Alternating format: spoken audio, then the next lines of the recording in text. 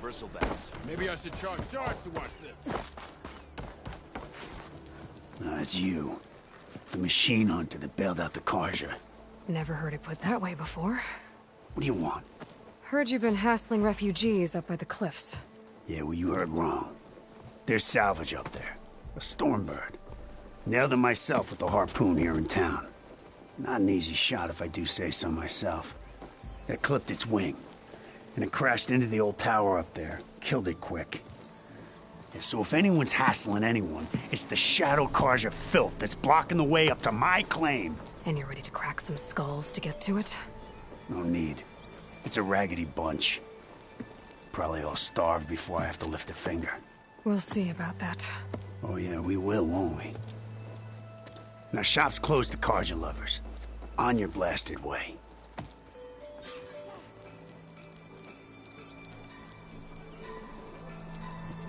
What? It's a serious fighting, not a drunken brawl. It's high time you made up your mind. So let's hear it. Bet even the Savior needs some battle practice. Ah, finally!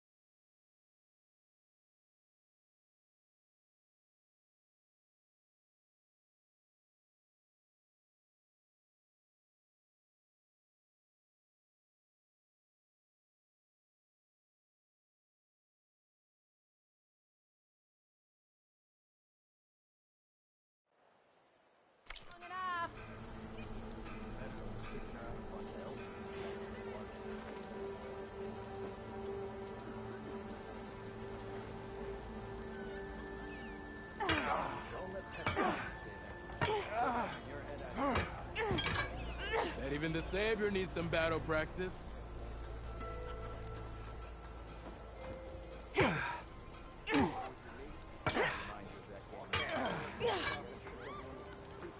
had to bring it up, huh?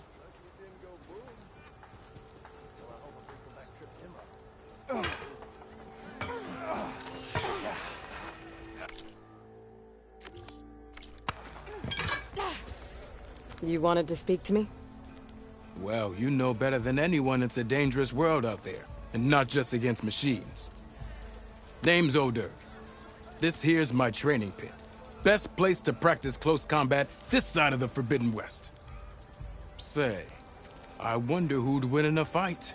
You, the Savior of Meridian, Champion of the East, or the Enduring, Master of the West. Who? The Enduring, a legendary Tenakth fighter, the Master of Masters. I've heard the Tenakth have training pits just like this one. It's how the warriors get so fierce, see? And only the very best from the pits get to train with the Enduring. So, to find the Enduring, I should look for these training pits if I'm ever out that way? You'll have to go far if you do. The Tenakth are split into 3 clans. 3 clans, 3 capitals, 3 training pits. My guess is you'd have to beat all of them if you want to train with the Enduring. If the Tenakth don't kill you on sight, that is. But that's a far spark in the wind. As for right now, I also offer challenges to test your fighting skill. Who would I be fighting exactly? You? Well, I know you're the Savior and all, but you have to beat all the others first to challenge me. Rules are rules. We only use dual blades and practice arrows, mind. These drunken fools would run themselves through otherwise. You'll have to leave everything but your spear and practice arrows at the gate. But I'll look after your gear, not to worry.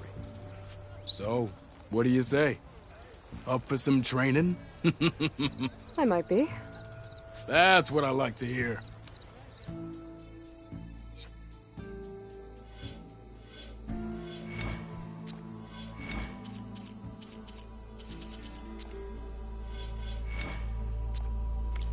That's all for now.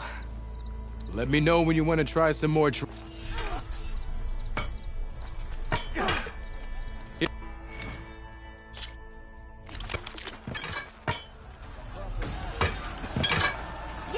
Yeah!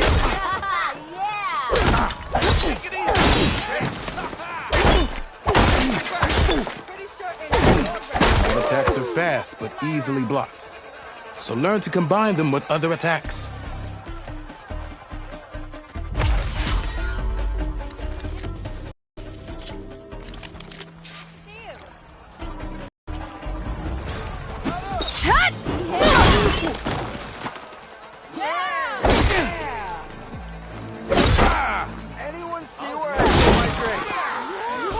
Heavy attacks break weapon blocks and do more damage. But they're slow, so your opponents might counterattack.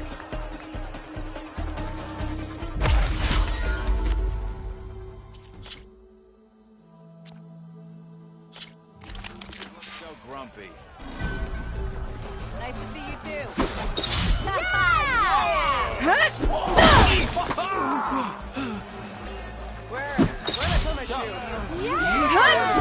Power attacks smash weapon blocks to really hammer an enemy with damage. But they're slow and leave you vulnerable, so pick your moment.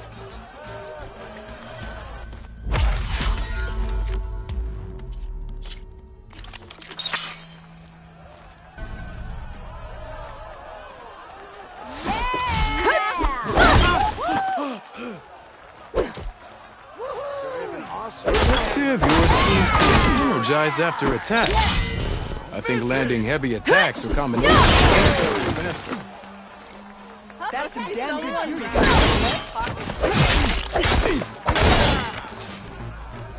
I'll come find you later. Next round's on me.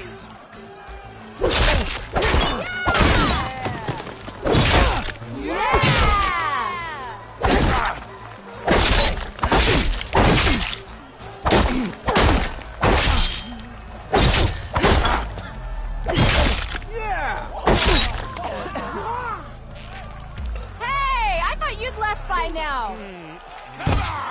Woo!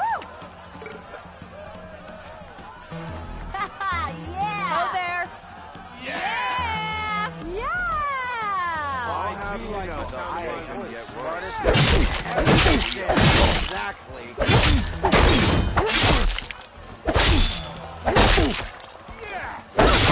goes it, Hammerhead?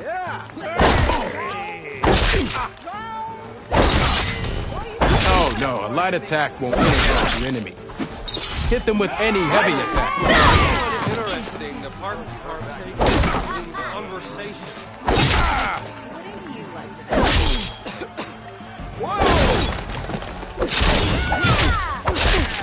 Got somewhere to be. Sorry. Give it a rest, would you? Do you speak ale, friend? Well, I do.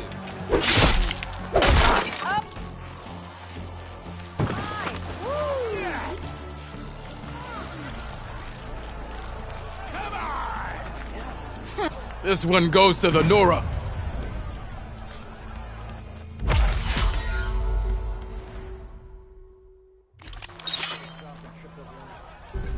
Of yours seems to energize after attacks. I think landing heavy attacks or combinations will energize it faster.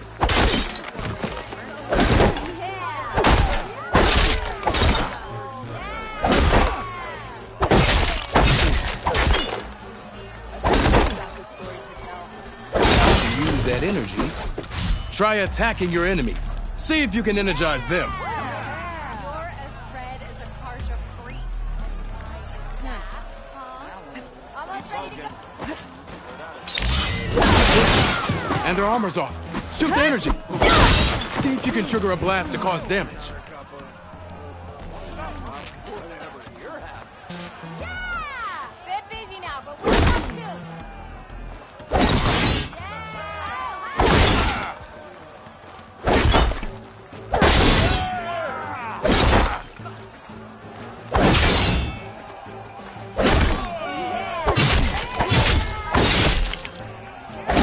Eyes up here, brother.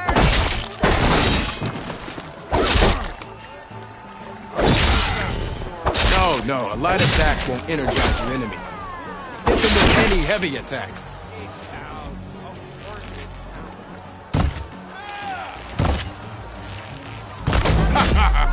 The savior of Meridian wins!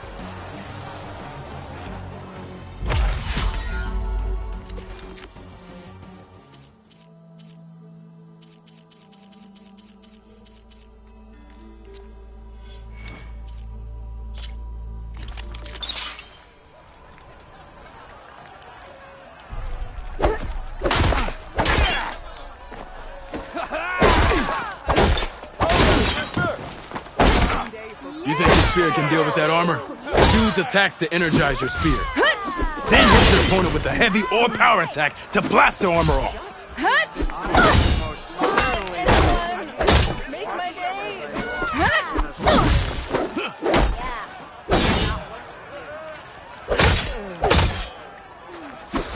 That energy doesn't last forever. That spear can give you the edge in battle. Keep energizing it, and then your enemies. Triggering those energy blasts should help you vanquish your opponents.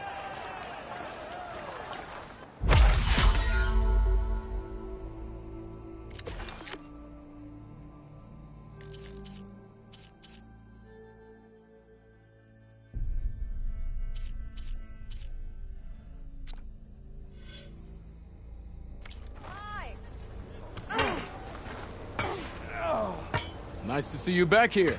What can I help you with?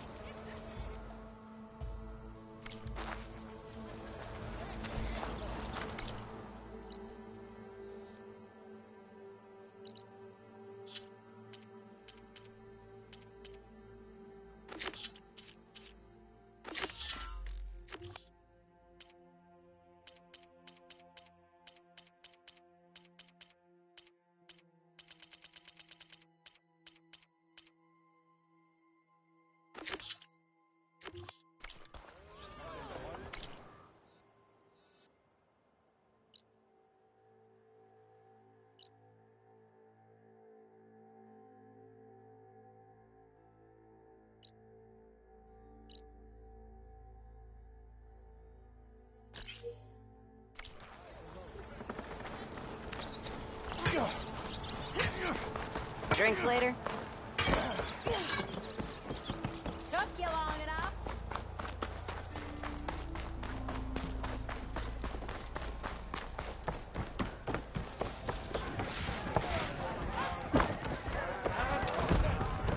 Well, Look at that. Meridian needs a challenge. Come to revel in some strike, sister? Let me set the board. I was just passing by. First timer, huh? Don't worry about it. I'll go easy on you. You got any pieces? No. Well, aren't you in luck then? I got an extra set, a Tanakh original straight out of the Forbidden West. Sit. I'll run you through it in a hot spark. I'll give you something special if you win it on my boards, too.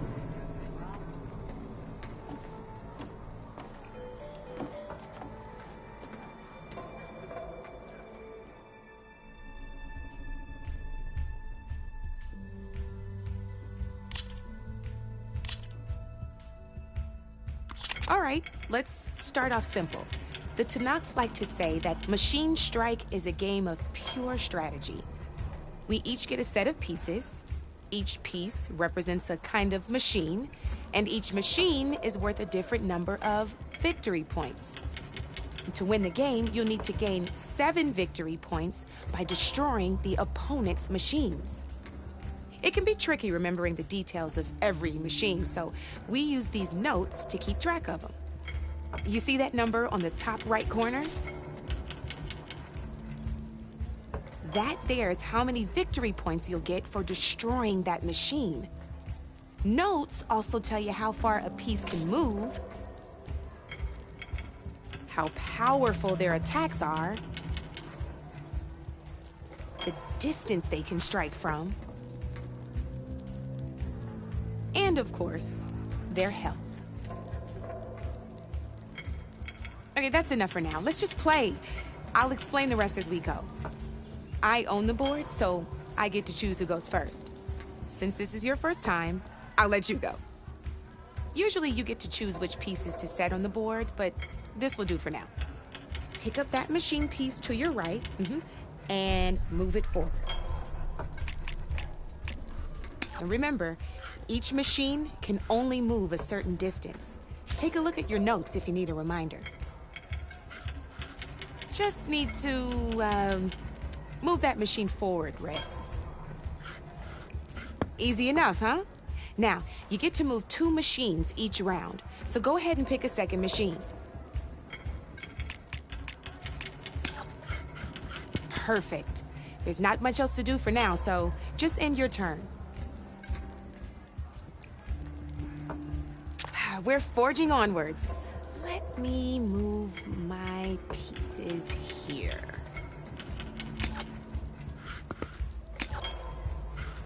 And we're back to you. This time, why don't you try attacking one of my pieces? Try with that machine on your right first.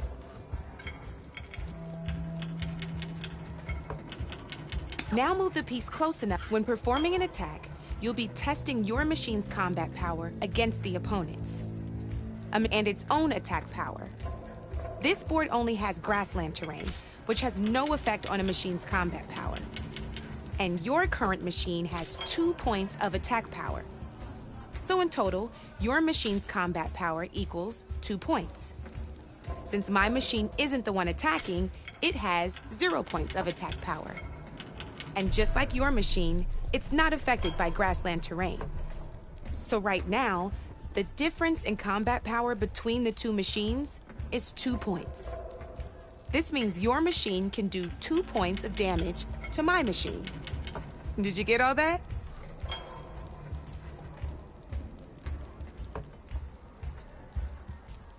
Knew you were a smart one. Finish up by attacking my machine. Not pulling any punches, huh? Now grab that second machine of yours. See how your machine can't move close enough to attack mine? You can make your machine sprint. That lets it move 1 space further. Try it out. Downside to sprinting is that your machine can no longer attack. Now, some players like to take a risk and overcharge their machine in cases like this. Overcharging lets you attack after a sprint, but it will damage your machine's health by 2 points. So use at your own. Let's try doing that now so you can see what I mean. That's about it for your turn then.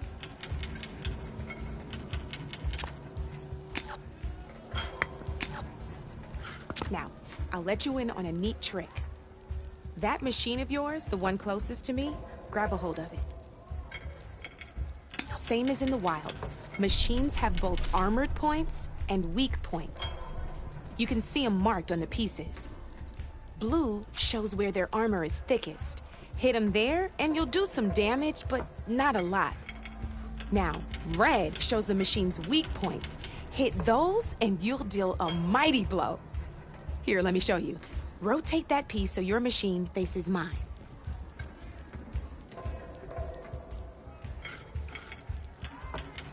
Now let that machine have it. Off the board she goes, and there's your first victory points. You don't have 7 of them yet, so let's keep going. Your machine attacked mine, but hasn't moved yet. Go ahead and move downwards towards my remaining piece.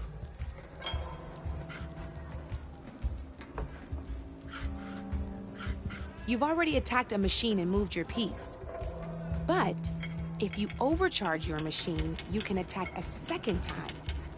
And by the look of your machine's health, you'd be sacrificing your piece to defeat mine. But sometimes, that can be a good thing. Overcharge your... Ain't that a thrill? Now, because your machine was knocked out at the same time as mine, we both get the victory points our machines are worth. Good news is, since you're the one attacking, you're gonna receive your victory points before I do. Which means you can reach the coveted 7 victory points first. That's why sometimes losing a piece can be the best way to end a game in your favor. Now, you'll notice you didn't get quite up to 7 victory points this time, but you did destroy all my pieces. That means you're the winner! That wasn't so hard, was it? Just remember to always check for the best terrain to attack from. You'd be surprised the advantage you can gain over an opponent like that. I know it saved my behind in a game or 2. I'll try and remember that. Oh, before I forget, these are all my spare pieces. I want the Savior of Meridian to have them. It's a small set to be sure, but it should be enough to get you in on any strike games you find out there. You might even fancy looking out for them strike carvers. They've got all kinds of unique pieces that can turn a game in your favor, though they'll need the right materials to craft, you know. Or you might find them in the wilds if you're lucky. I know I've lost my fair share of pieces after a night of machine hunting or brew hopping. No need to thank me. Always a pleasure to help out new strike players. Now, if you feel like playing a real game, I've got plenty of other boards. I could even teach you a few more tricks if you're up for it. Thanks. I'll think about it.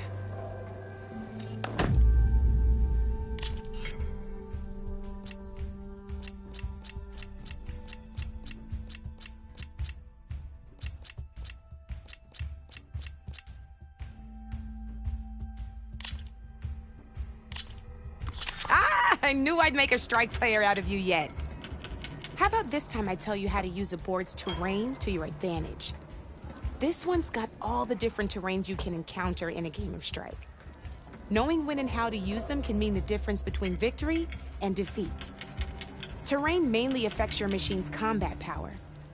As you know, when fighting an opponent's machine, you compare its combat power to yours. The higher your machine's combat power, the more damage you can do. So finding the right terrain is an essential strategy for overpowering your opponent. Here, I'll show you. Grab that piece to your left and move to attack my machines. Now let's combat power is the sum of a machine's attack power and the value of the terrain it's standing on. Since your machine is attacking, it's using its 2 points of attack power. It's also standing on forest terrain with a value of 1 point.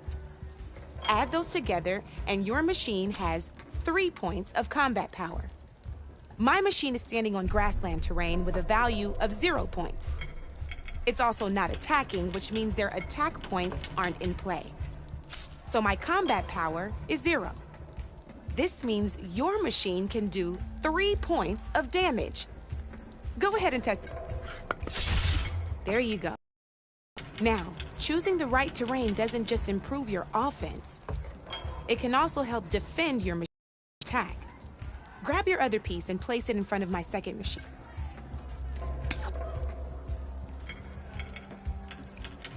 Since your machine is attacking, it's using its 2 points of attack power. It's standing on grassland terrain. This terrain has a value of 0.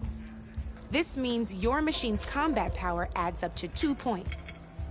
My machine can't use their attack powers since they're defending their position. But they have the higher ground. They're standing on forest terrain, which is worth 1 point. This means my combat power adds up to 1 point. Now, the front of my machine is colored blue. This means that the spot you're about to attack has armor protecting it, which means my machine gets an extra point, giving it a total of 2 combat power points.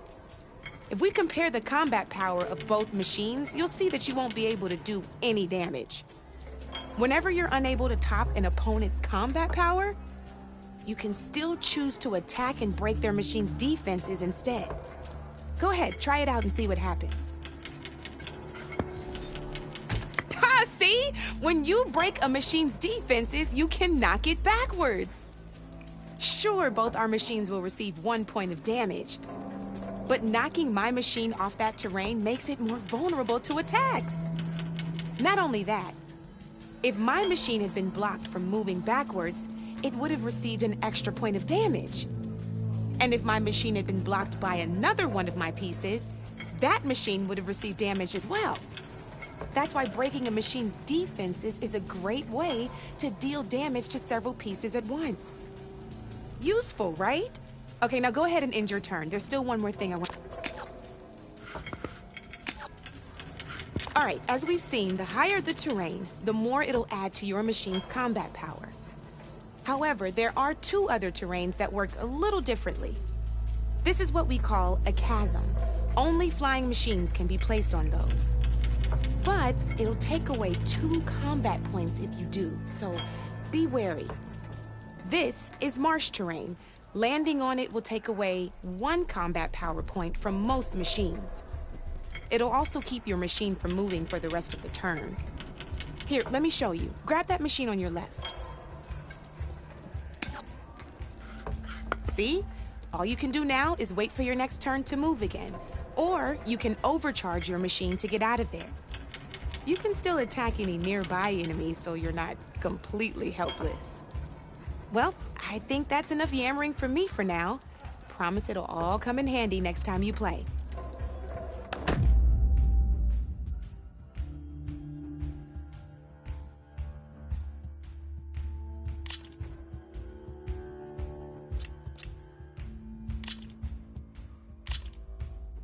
Here for more tips?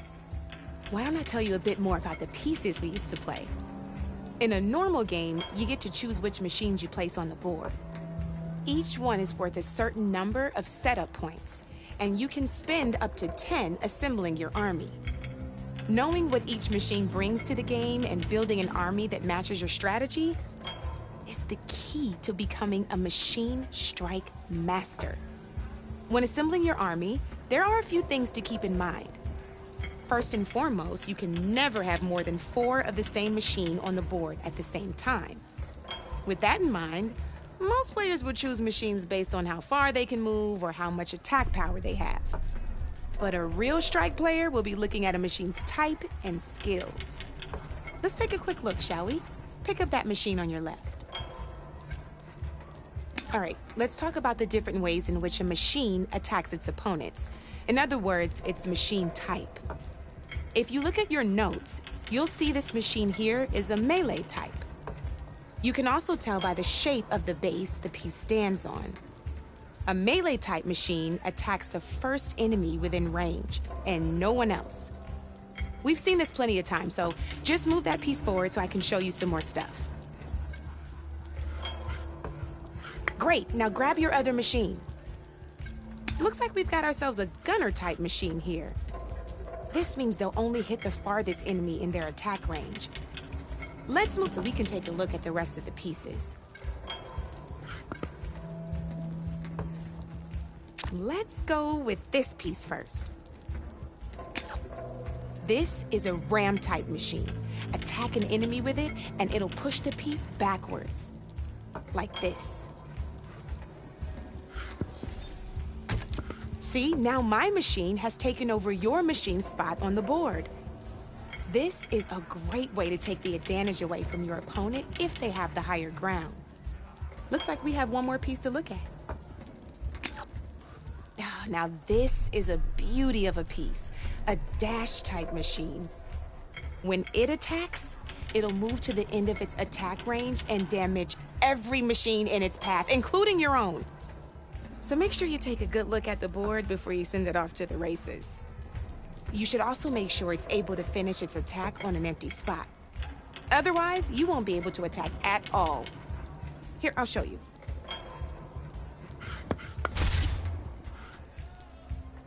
Look, it even rotated your piece.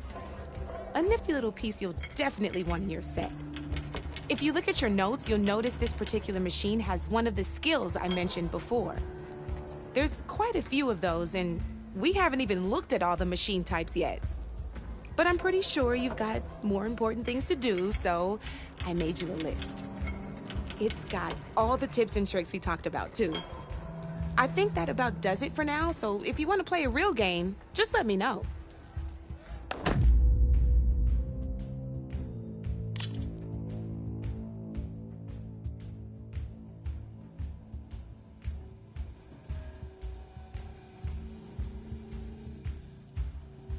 I'll see you later, Aloy.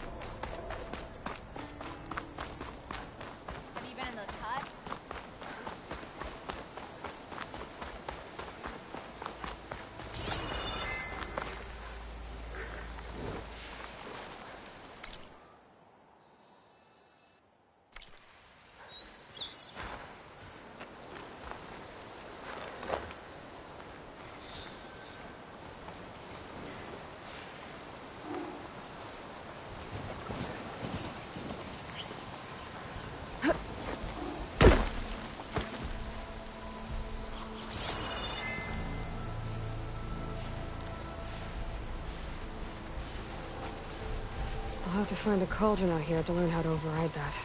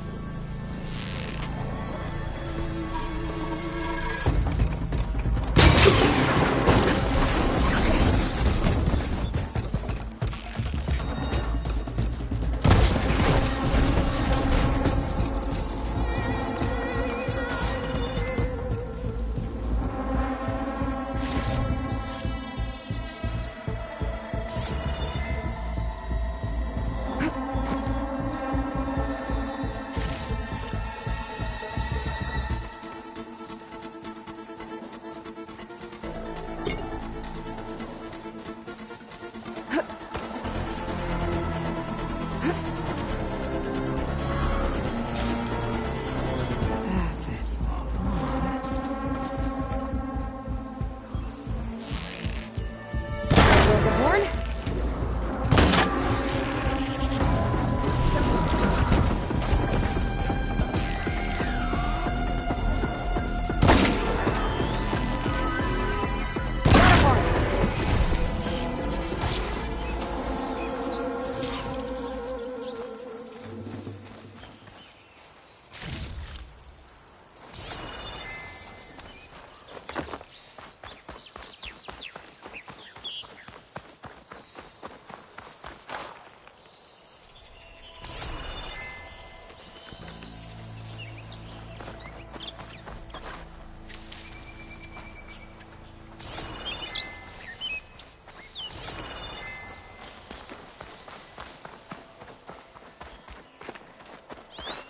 I should have enough charger horns for Della and Boomer now.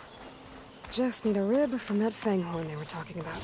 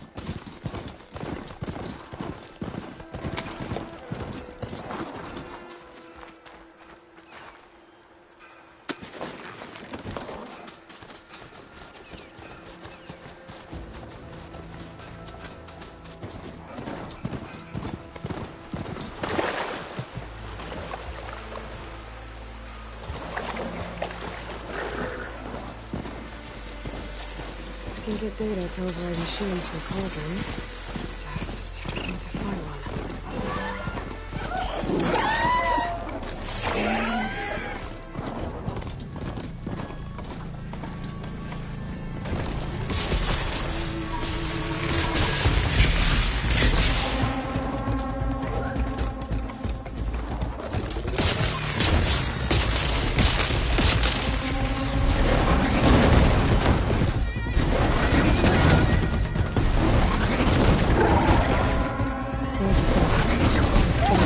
Down to get its ready.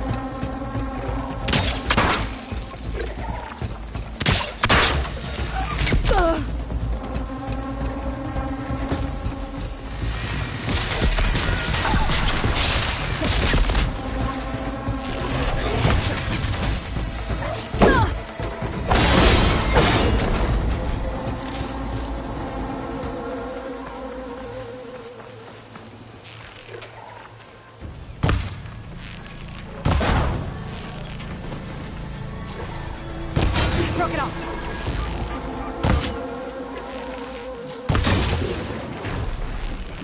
There it goes. Should be able to harvest the twig now.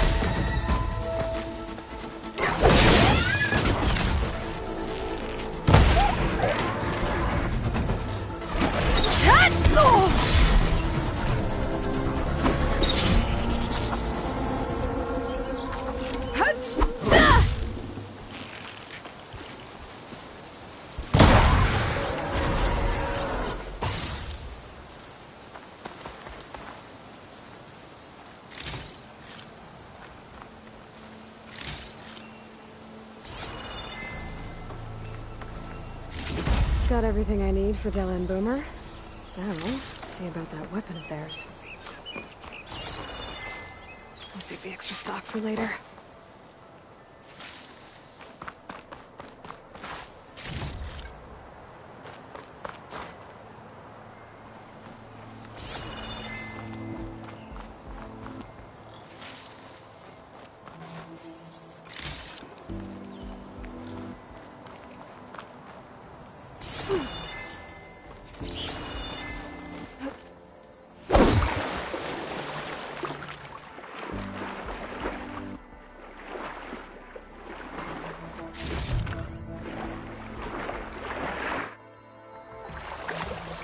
Get my kit dry at least.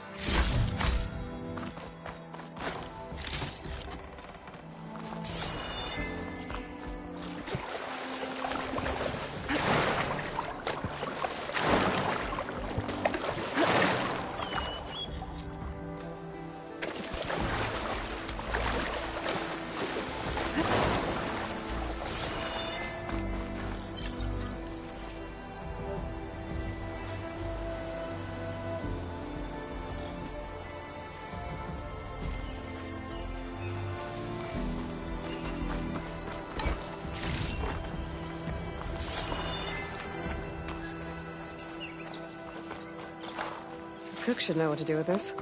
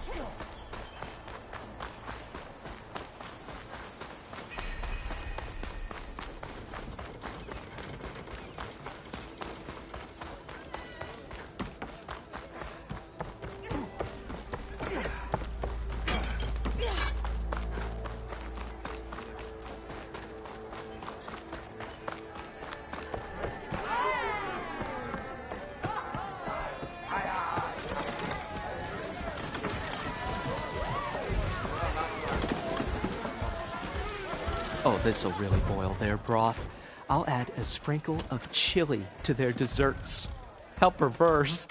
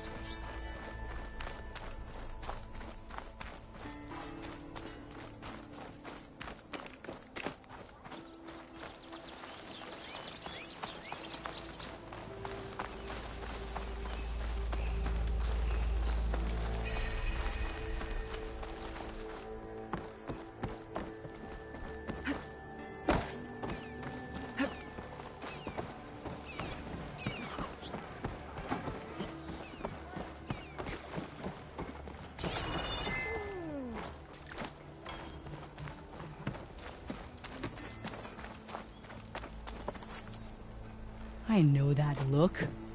You've got all the parts, haven't you? Here you go. Outstanding! I only need a few minutes to finish the prototype. I'll take the version that won't blow my arms off. Thanks.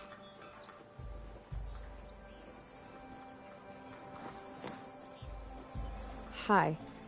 So did you blow up any machines to get the parts? Or any bandits? You really like explosions, huh? Here we go. With the boomsticks? Oh, you betcha. Is it safe? Probably. Can I have one? No! Oh. 'Cause we're gonna make you something even better. Ba-boom!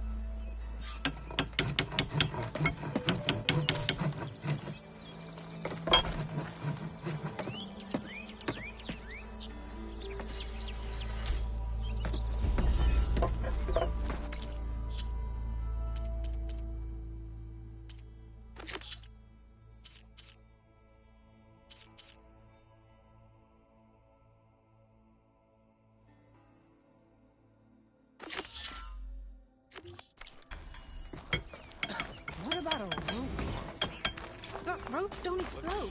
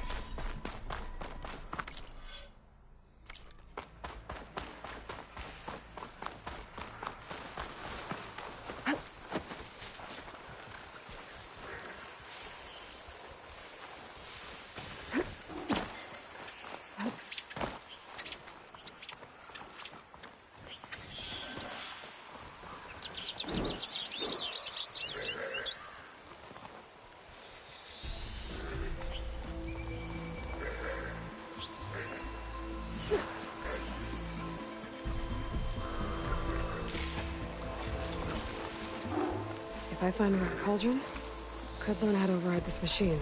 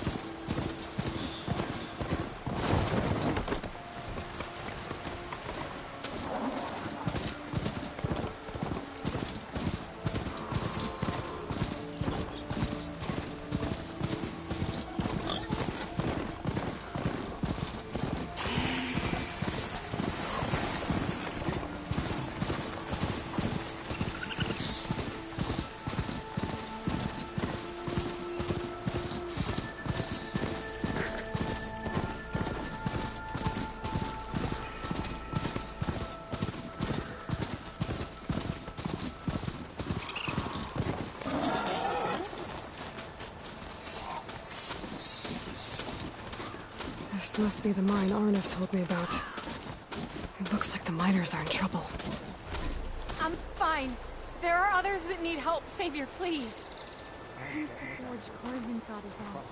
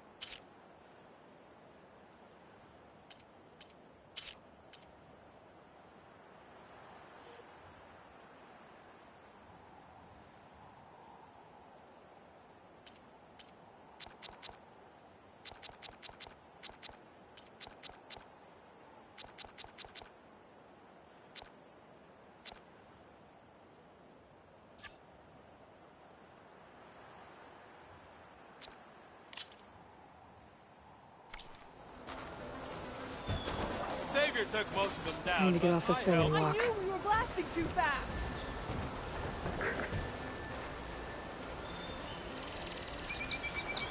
Did anyone see Gordon and Rachel? A few of us got left behind, and I'm sure. That looks like the foreman Arnav mentioned. I should check in with him. 12:01 o'clock.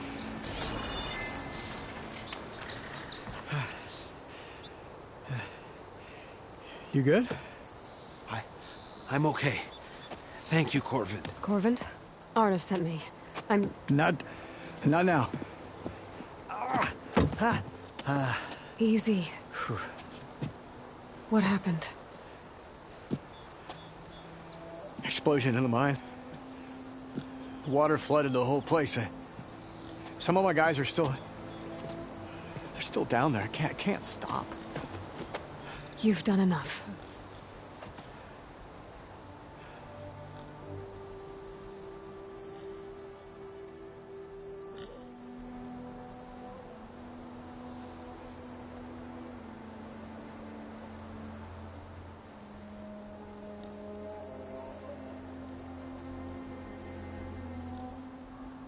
Are you hurt? I'll live. The others. Please.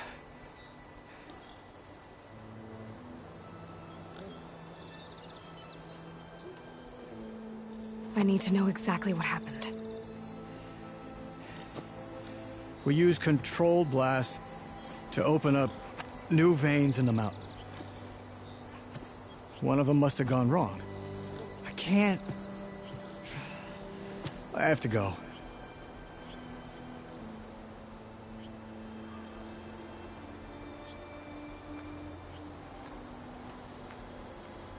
I need to know exactly what happened. We used controlled blast to open up new veins in the mountain. One of them must have gone wrong. I can't... I have to go. How many are still down there? Corvin, how many? Two. Two, I think. Two more. I'll do what I can.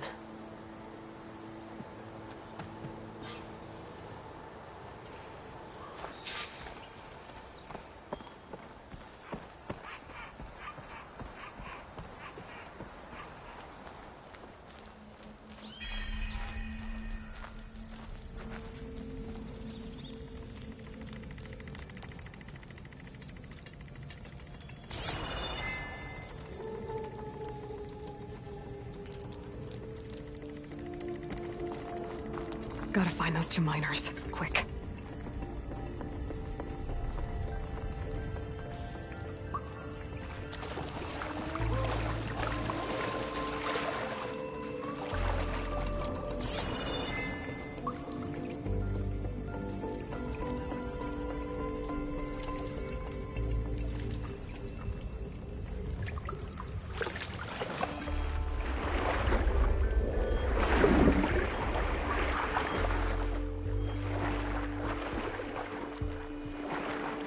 Hello?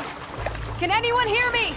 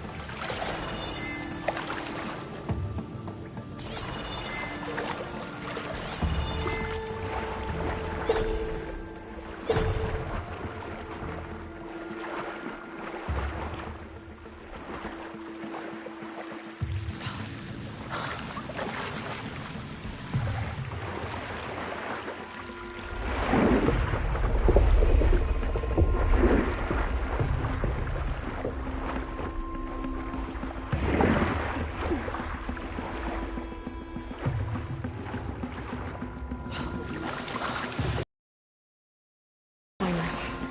One of them doesn't look too... I think I'm starting to see things. that a Nora? Are you okay? Who are you? Corvin sent me. Are you hurt? My leg. I was a little too close to the blast. What happened? We were blasting in the farthest tunnel, but the scaffolding didn't hold. It collapsed. I think it blocked the drainage shaft. Water started flooding the place as quick as I drink ale. I barely managed to drag us here. So something's keeping the water inside the tunnels. What are you thinking? I've got an idea. Are there more explosives? Are you crazy? Yeah, should still be some up top, but you'll need these fuses. Are you crazy? You can't move, and I'm not leaving you. It's not like she can make things worse. Don't go anywhere. I need to find whatever's blocking that drainage shaft and blow it sky high. Hopefully without bringing the mine down on top of me.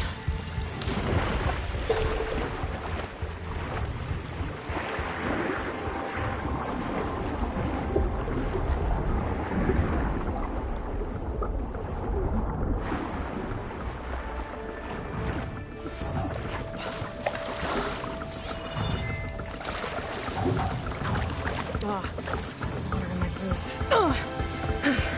Made it. There's the debris blocking the shaft.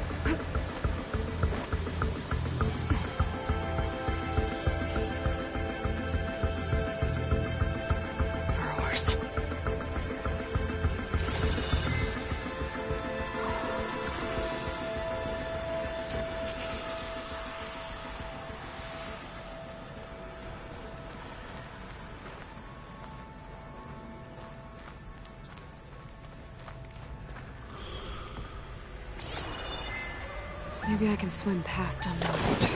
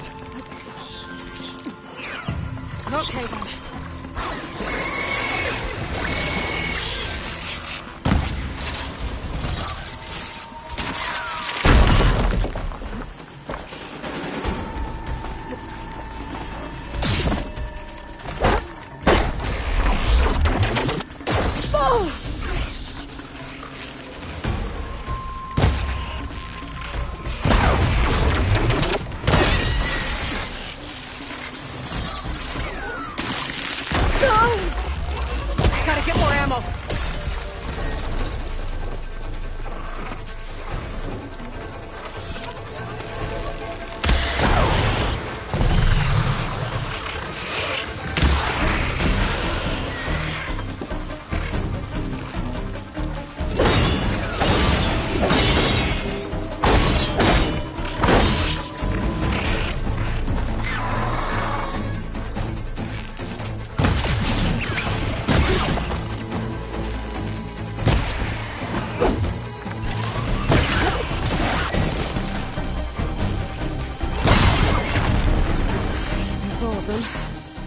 Now to find a way out of this room.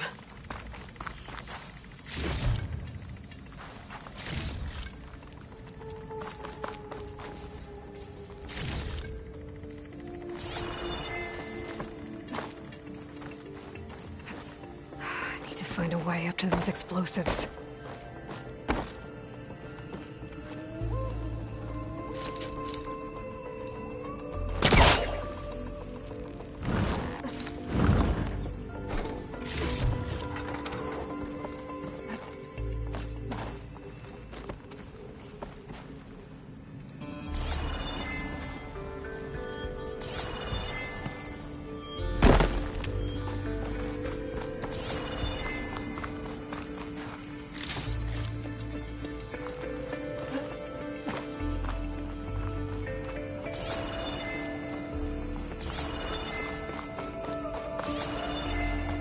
I should follow those tracks. See if they lead to the explosives.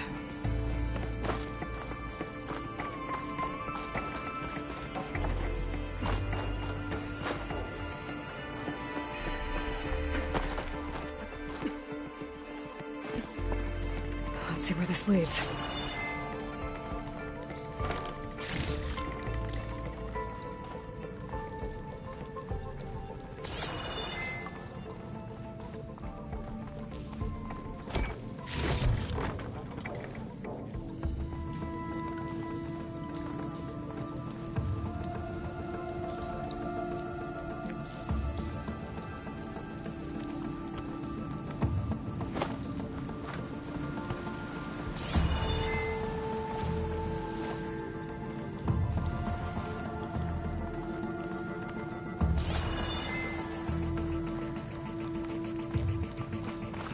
There's the explosives, up on the track.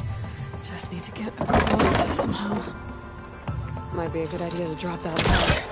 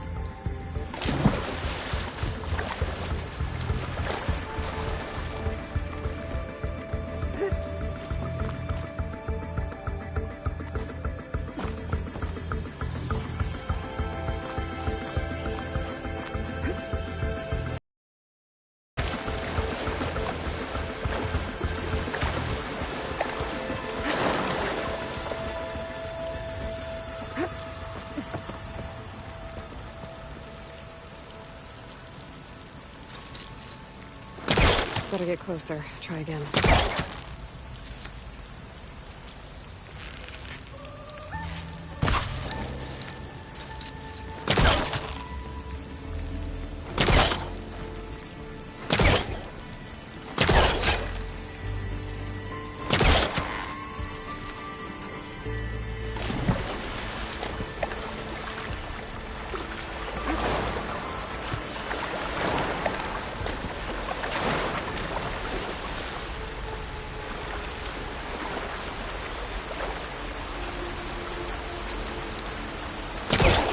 bit closer.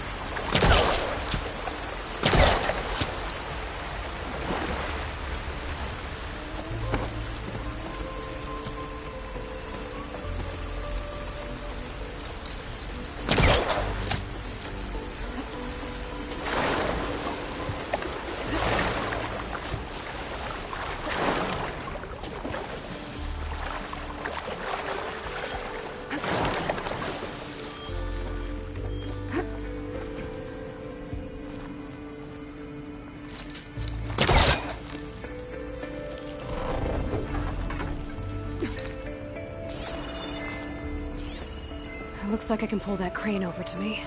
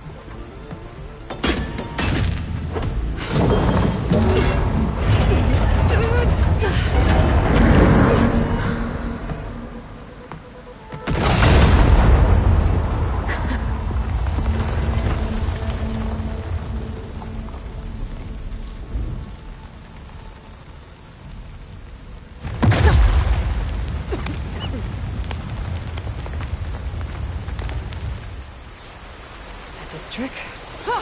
Guess that got its attention.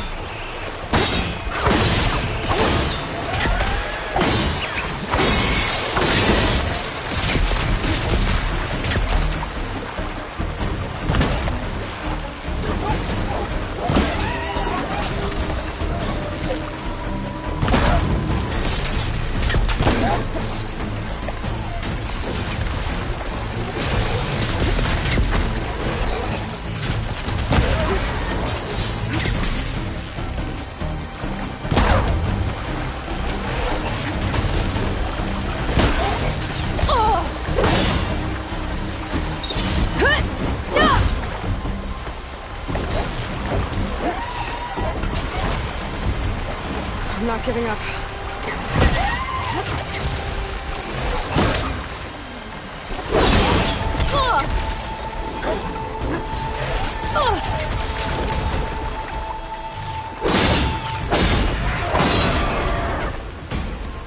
That's all of them. Now let's go check on those miners.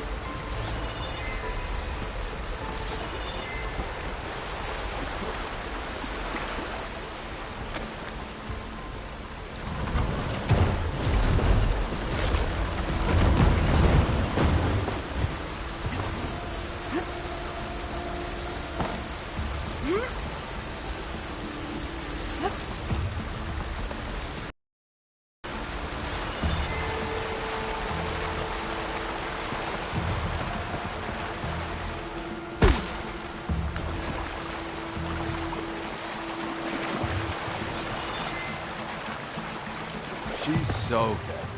We don't know that. Looks like You did it. I thought you blew yourself up. Are you two okay from here? I can get this idiot down. Don't you worry. Thanks, kid.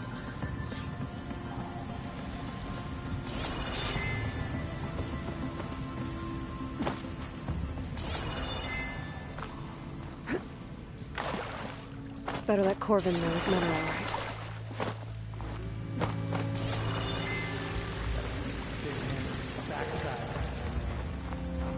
Very happy with the size of my backside. Thank you very much.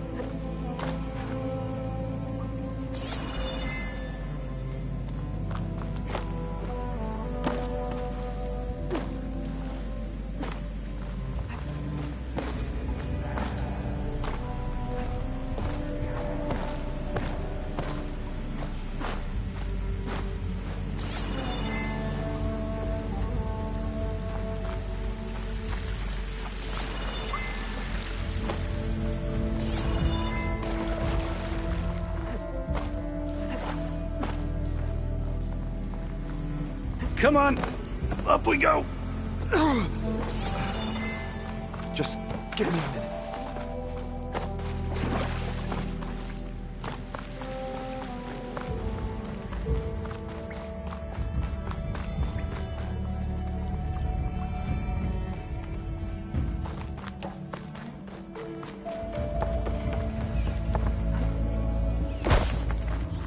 I found the two you mentioned. They're safe, but could probably use a hand. Is that everyone? It is.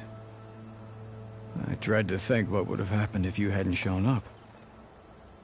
I knew we were blasting too much, but the man who staked the claim here, Ulvund, he kept pushing and pushing me. I tried to shield my crew from his constant demands every damn day.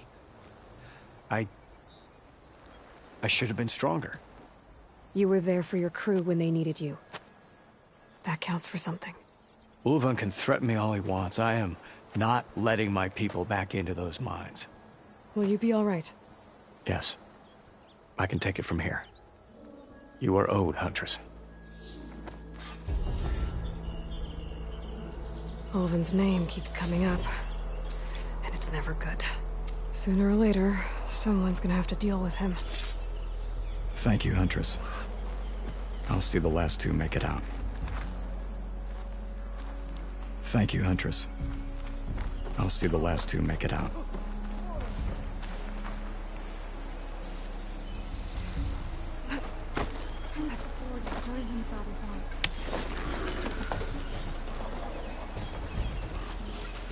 I knew we were blasting too fast!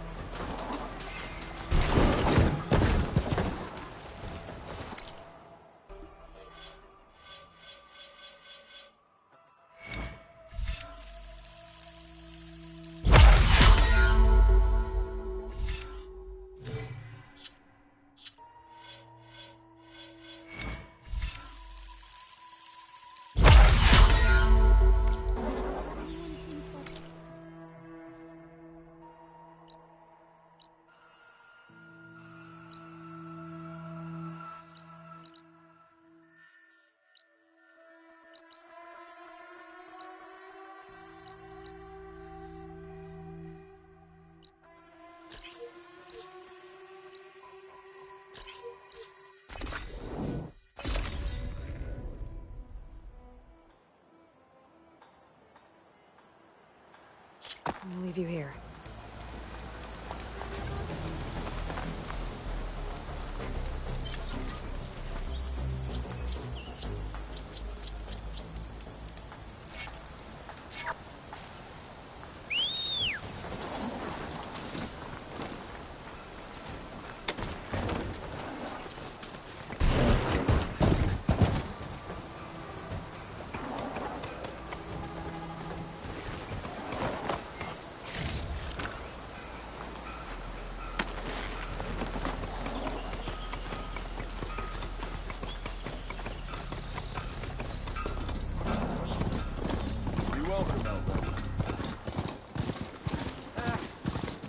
well so far. What about you?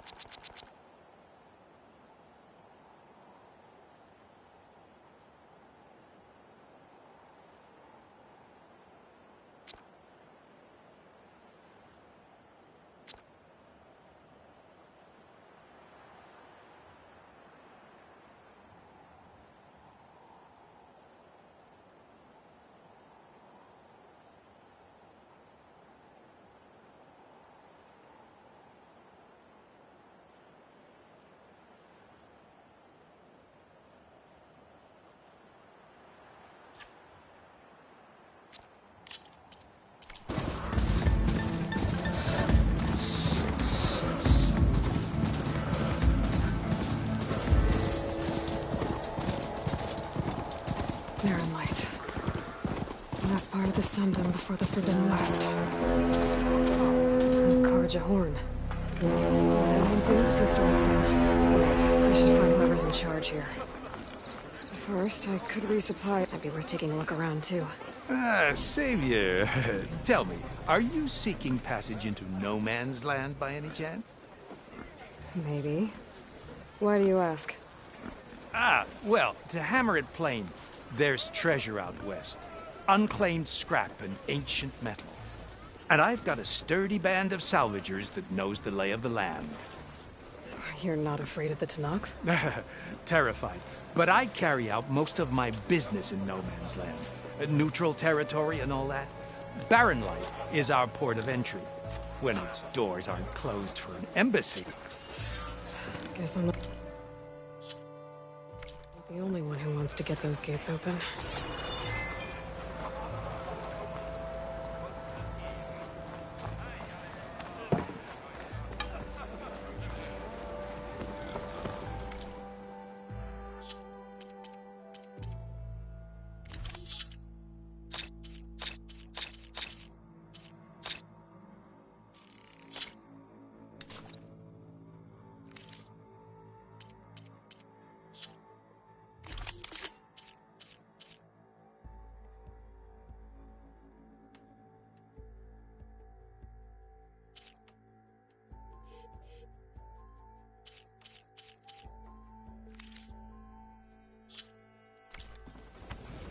vine trade. Come back if you need anything else. There's Errand. Looks like he's had a few. No? Gentlemen. That's our cue. Taking the edge off? Oh, if the end of the world's coming, I don't be sober for it.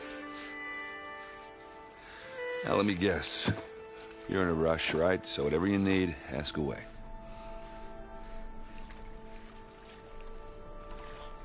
I was, wondering if you were able to lay Ursa to rest, like you wanted.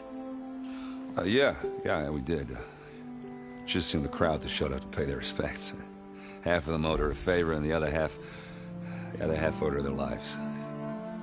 In the end, everybody drank. You know, it's the rowdiest funeral since ever. Feels like she would have liked that. Yeah, damn straight. Damn straight. She would have put them all under the table.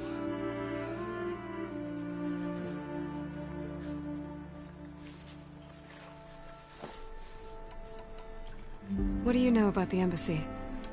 Oh, yeah, not much. Only that Avad really wants it to happen. He said I'm making peace with these Tanakh. But from what I hear, they're not too big on the whole diplomacy thing. They do most of their talking with blades and arrows. So if you're heading their way, be prepared. Things might get ugly real fast. I'll keep that in mind.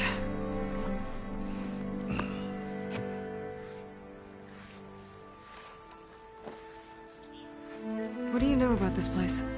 Well, nothing good. It's where the Carja dragged all the captives they took from the Forbidden West during the Red Raids. Lucky ones became slave labor. The rest were hauled off to the Sun Ring and Meridian. Your sacrifice. You got it.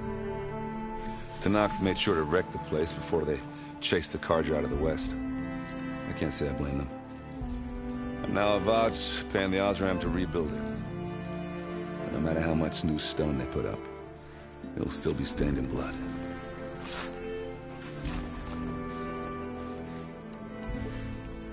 How have things been since Your silent departure? Yeah, not bad. Vanguard's going strong. Helped Avad pick up the pieces after the battle with the Eclipse. I took a month to bury Ursa in the claim. But when I got back, I got the assignment to babysit Wadis on his way to the embassy. I thought that'd be a cakewalk, so of course things went sideways. You got blindsided. Wasn't your fault. A couple more of these, maybe I'll believe you.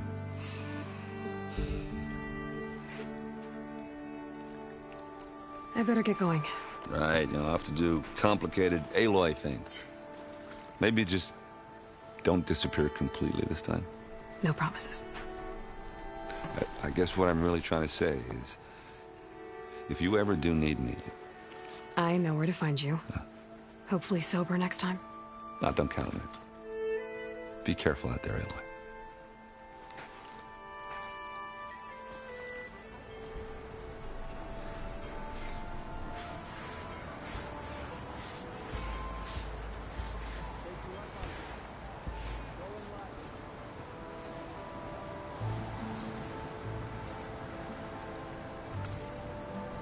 Tanakh? I can take him. With 5 veils in you? I'd just be evening the odds. Of what? Falling on your ass? Rocking away as always.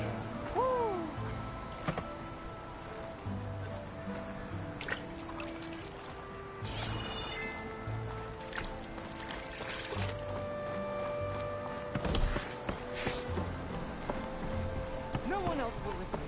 Please. Savior, you're my last hope. Conover.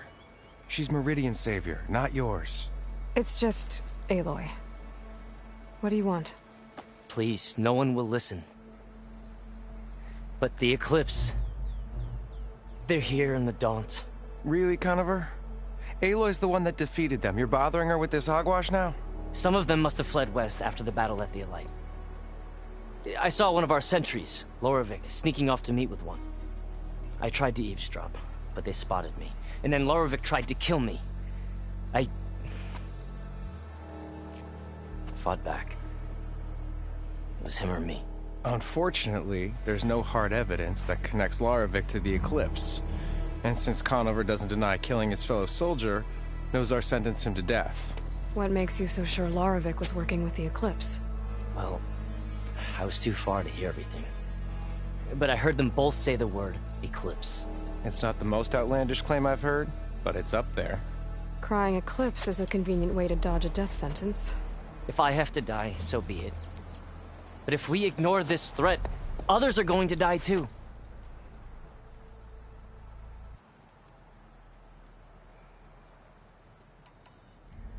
Tell me exactly what happened.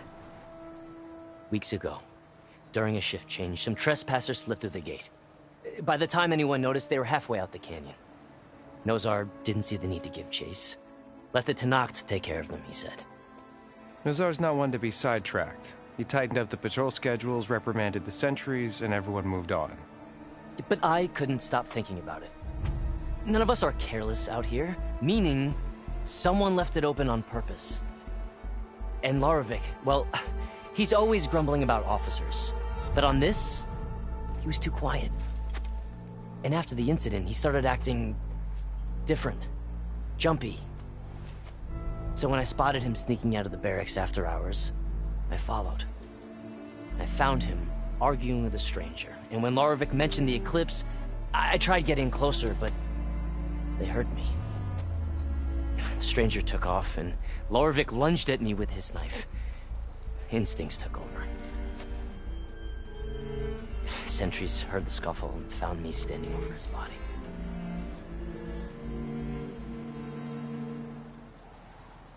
Why don't you believe him? We combed the woods. Searched Larovic's bunk, searched it again. Didn't find anything. Look, Conover's a good man. I don't believe he murdered Larovic in cold blood. But Nozar only listens to facts. And that fact is, Conover killed his fellow sentry.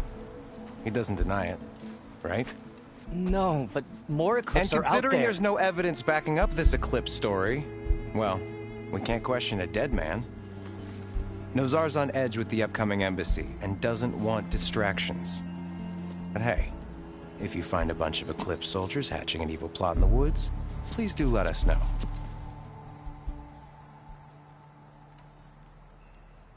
The meeting you witnessed. Did you hear anything else about their plans? No. But the clearing where they met is just east of here, across the river. A dozen soldiers have already searched it, Conover. There's nothing there. I can see things others can't. If the Eclipse are in the Daunt, I'll find them. Thank you, Aloy. Sun bless your search. Don't get your hopes up, soldier.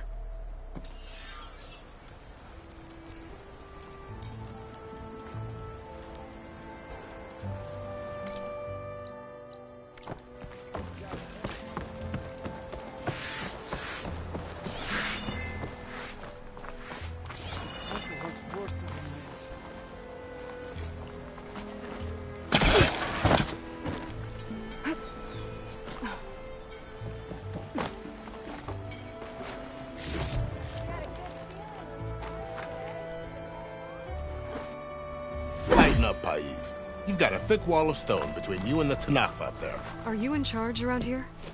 Ah, apologies, no. That would be Commander Nozar. I'm Lawan, his second in command.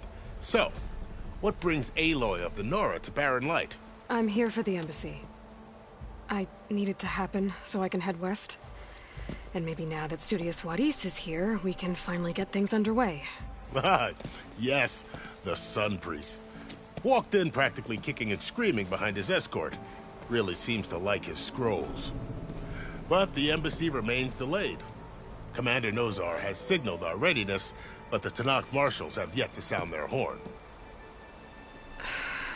All right, fine. Let me through the gates then. I have my own business with them. I'm sure you do, but I'm afraid I can't. Commander's orders. Normally, the gates are open for any who dare to venture out. Asaram salvagers, a few especially brazen Karja, but no one's allowed in or out before an embassy. They'll reopen, once the Tenakth have left.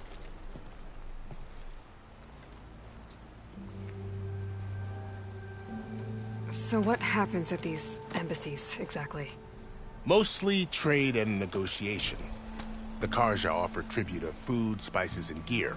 In exchange, the Tanath return personal effects taken from Karja soldiers that fell during the Red Raids. This particular embassy, however, is a special case. Because the Tanakh, they're handing over some sort of prisoner, right? A soldier named Fashav? Ah, so you've heard. The exchange has got everyone on edge. You never know if an embassy's going to go well until it's practically over.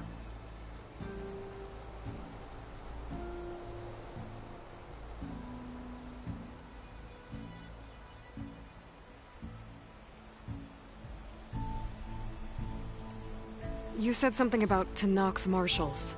Who are they? They're the tribe's elite warriors. Before every embassy, they arrive with a contingent of soldiers from each of their 3 clans. Then, during the proceedings, they negotiate on behalf of their leader.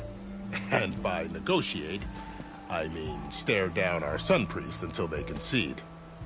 Paiv over here came face to face with them for the first time at the last embassy. Came back drenched in his own sweat. It was hot that day, sir. It was indeed.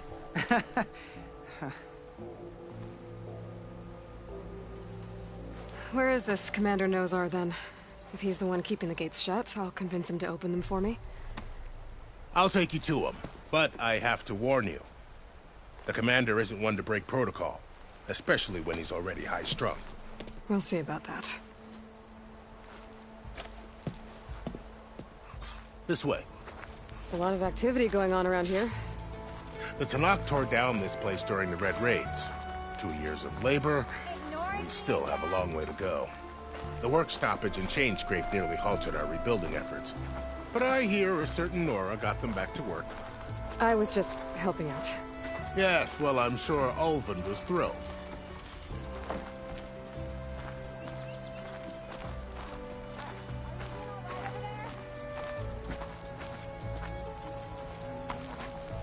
Stand aside, soldier. Sir?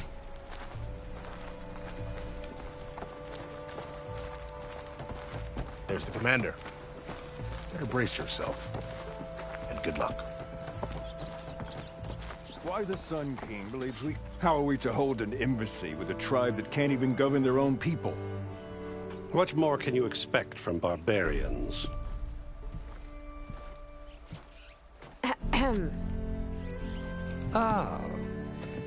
Aloy, was it? Yes.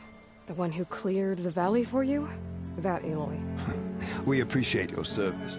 At least we are ready for the embassy to begin. Didn't you just give the signal?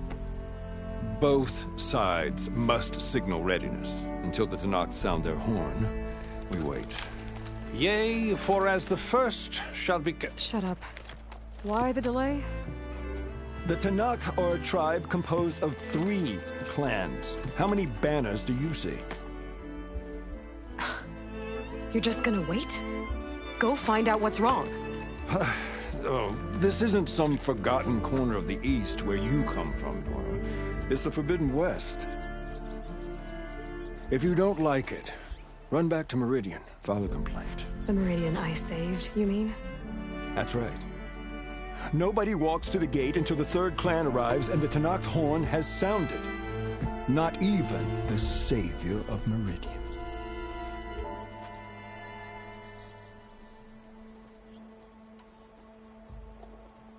Well, thanks, but I've waited long enough. It's time to go. Absolutely not. This embassy depends on diligent adherence to... You shall not! Keep telling yourself that. Someone approaching! On a machine! Floral.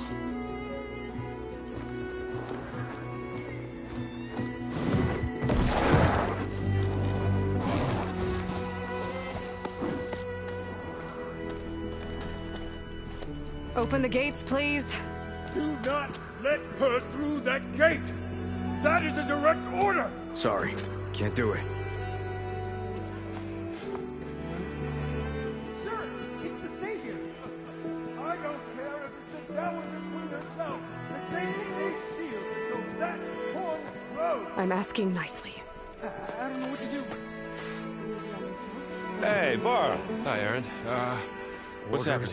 You know, the usual. Aloy wants something. People try to stand in her way. It's not gonna work. That's it. Arrest her. I'd like to see you try. Supporting fire? Yeah, I'm locked and loaded. Hey, Nozar! You stupid bastard. You think you got the authority to keep that door shut in the Savior of Meridian's face? What do you think Sun King Avad is gonna do when he hears what you did? Promote you, huh? Let it through, boys. Saving the world. Forget something back in Meridian? Look, Varl. It doesn't matter. Made it just in time.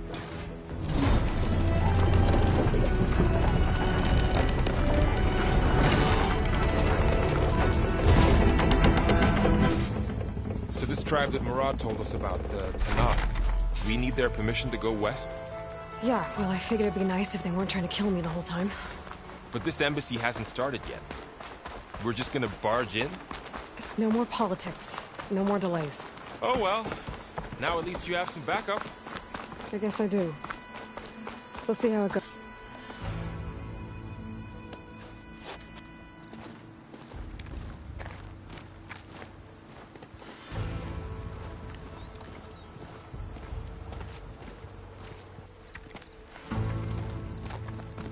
That is the line between East and West. Cross it and die. Hold on now. Let's take it easy. None may walk this valley until our signal sounds. That was our accord with the Karja. I'm not Karja. I came here on my own to ask for rite of passage. But they opened the gate for you, did they not? What is the meaning of this violation? Why send a child? Do they want to parley or not? The Karja can't be trusted. This is known. Forget the Karja. This has nothing to do with them. I need to go west to save lives. Maybe even yours. The only lives you can save are your own. By turning back.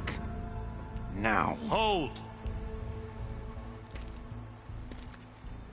She's telling the truth about one thing. She's not Karja. She's a Nora from the Savage East. And if she seeks to save lives, should we not listen? Let me speak to her. One last favor for a fellow marshal before he's taken away.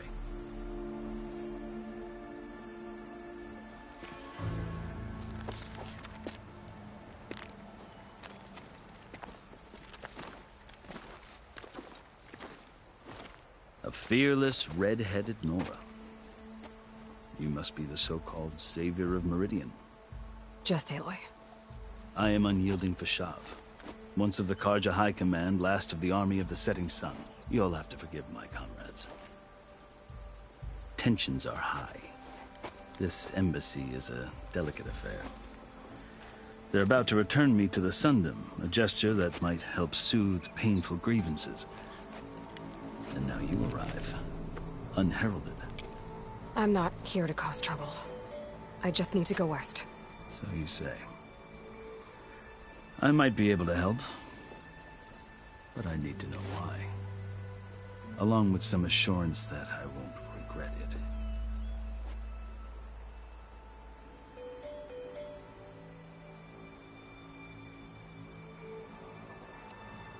I've never seen markings like those on a Karja before. The Karja see ink as decoration. For the Tanakh, it is much more. A litany of deeds. A record of vanquished enemies.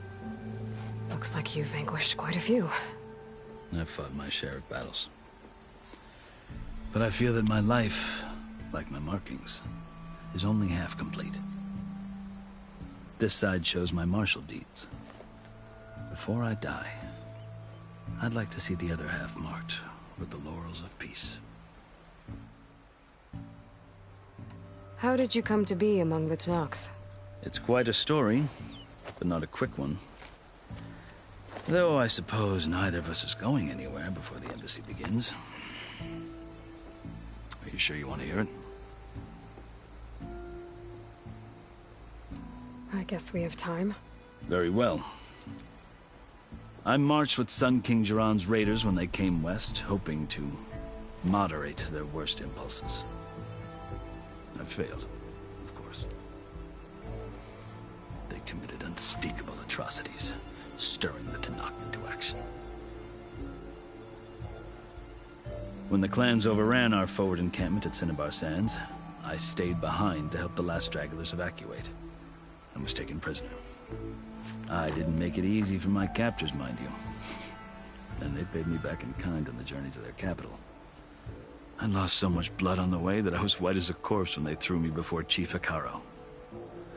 I thought I was dead for sure, so I resorted to desperate measures.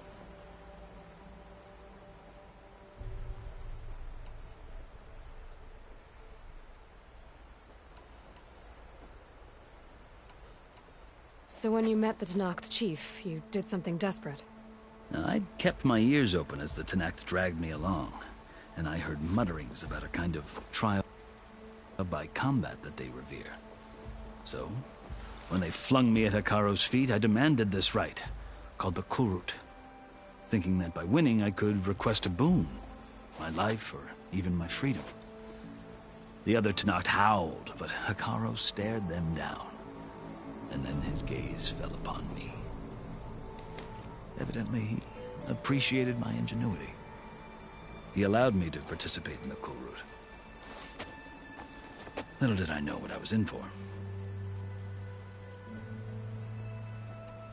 You said the Kurut is a Tanakh's trial by combat. Yes. But it is no ordinary trial. It doesn't pit men against each other, at least not directly.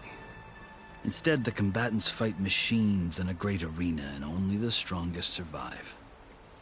Believe me, it is no easy thing to stare down a charging machine while hundreds around you scream for blood.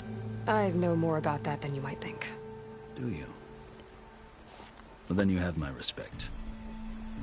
Like you, I lived through it to claim my prize. I had hopes for freedom, but well, that wasn't on offer. Only service to the chief. You wound up serving the Tanakh chief. The winners of the Kurut must serve the chief as his marshals. You mentioned that word before. What does it mean? The word itself refers to a kind of protective spirit from the ancient past. In practice, marshals are Hikaru's roving lawgivers, part magistrate, part judge, part executioner. I won my place among their ranks and served as honor demanded, but many Tanakh still spat on the ground when I walked by. But they did, until I started forcing them to the ground to grind their faces in it. I guess that's one way to deal with it. As you may have noticed, violence is the native tongue of the Tanakh. To survive, one must master it. The truth is, though, the Karja speak it too. More than they should. I can't blame the Tanakh for hating them.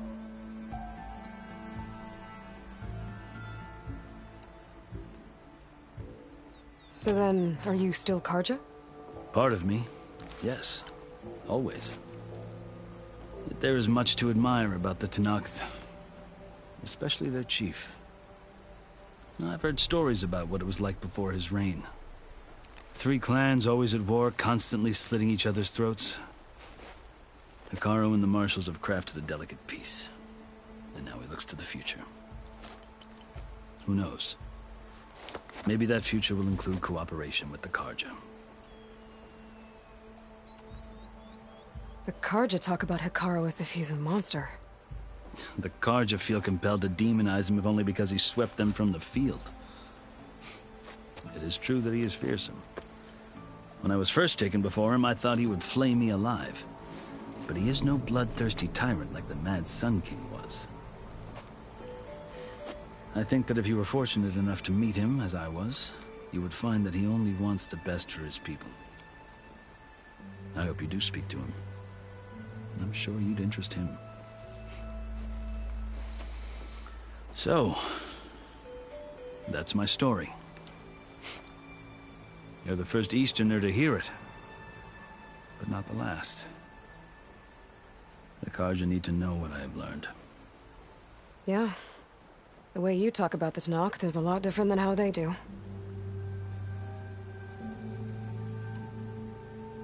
Are you glad to be going back to Meridian? Oh, I'll admit that I wouldn't mind sleeping in a feather bed or sipping wine from the southern vineyards. But I have another goal in mind. As someone who knows the Tanakh and the Karja, I'm in a unique position to advocate for both. If Sun King Avad is amenable, my hope is to establish a lasting peace. The Tanakh don't seem that peaceful. They're not, as a rule. But these are difficult times.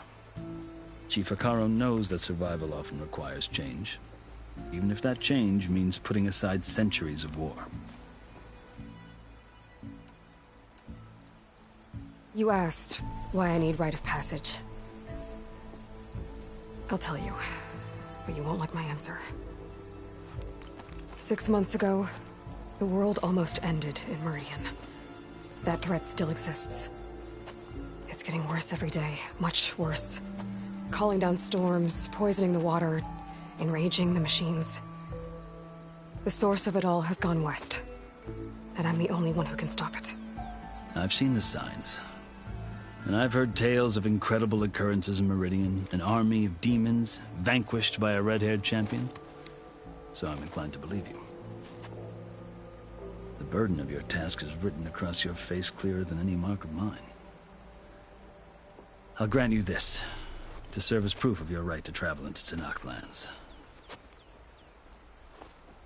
A task so important, and it's just the two of you. Take it from one who aspires to be a diplomat. Allies are essential. Chief Akaro knows the West better than anyone. He may be able to help you. He can be intimidating to others, but don't let that deceive you. He is a man of his word. Maybe. If I need him. Your choice. You can find him at his palace, past the mountains to the southwest. Tell him I sent you, and he'll listen to Look! The Sky Clan's banner!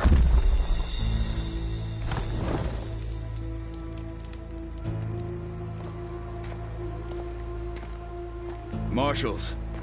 It wasn't easy, but I brought the Sky Clan with me. And the commander? No. I could only convince a few.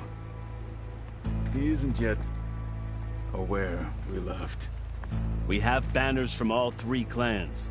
If there are fewer from the Sky Clan, it can't be helped. He's right. Sound the horn.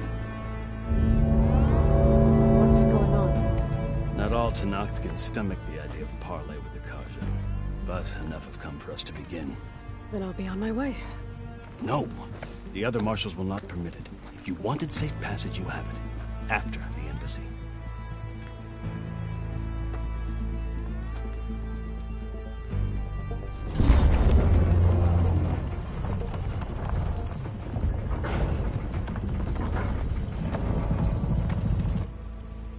The Karja have opened the gates.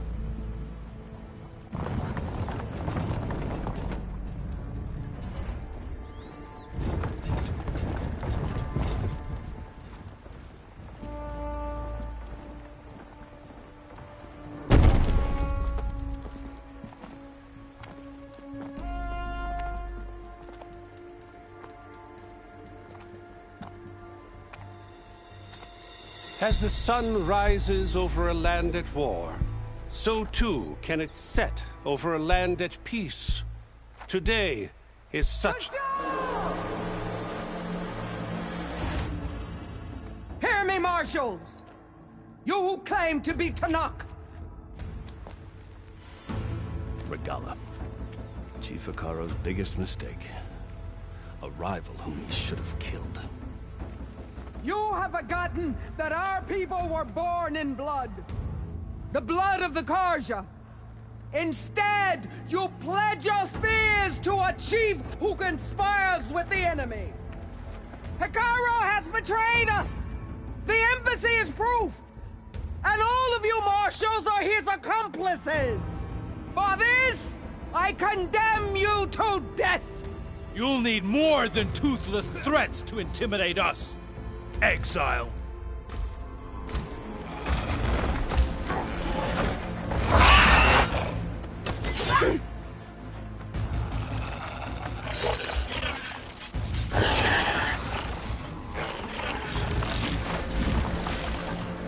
Lancers! Form up!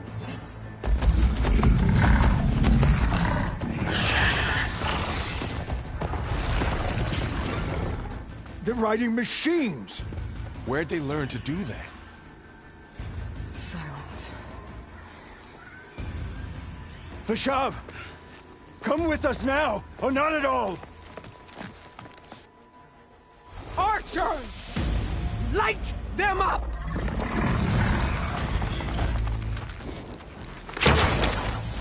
Get to cover!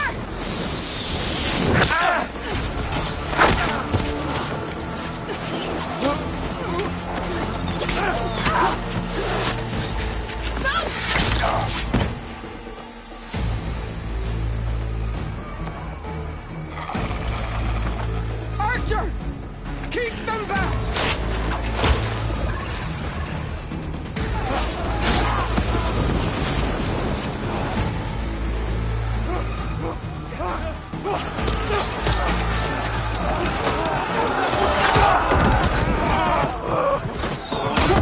Left flank! To the Karja! Run them down!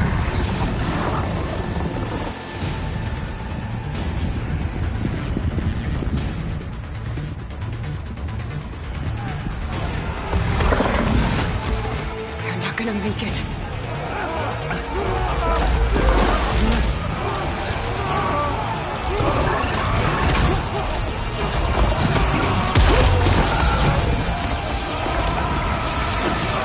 Open the gates! Open the gates! Open the gates!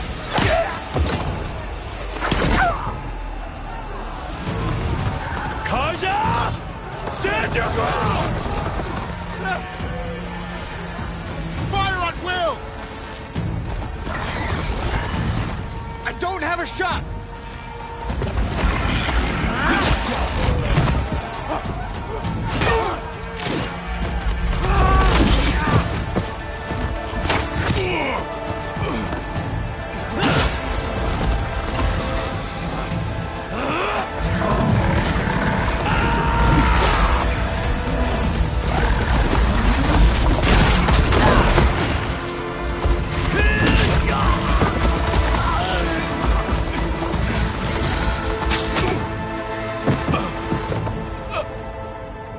What happened? Can you see? It's just us now. Hey! Calm down and fight fair! Lancers! Take the center! Get ready!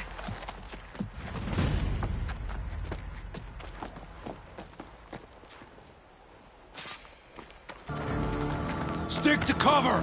Archers on the ridge!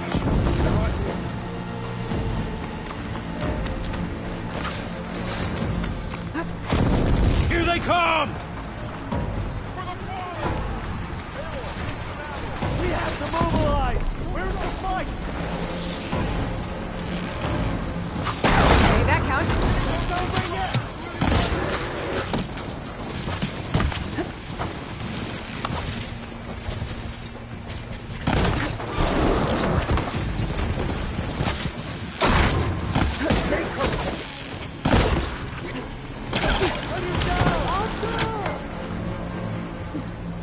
I need help here! These can't protect us! Oh no! She's hurt! That was a well-played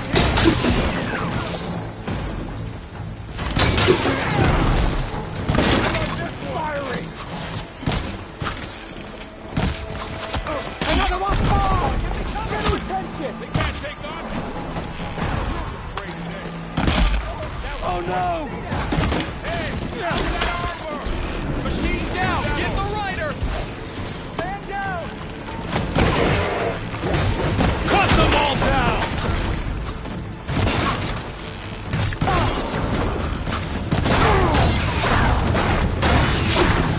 Divert the rebellion! Give them the support! Wait!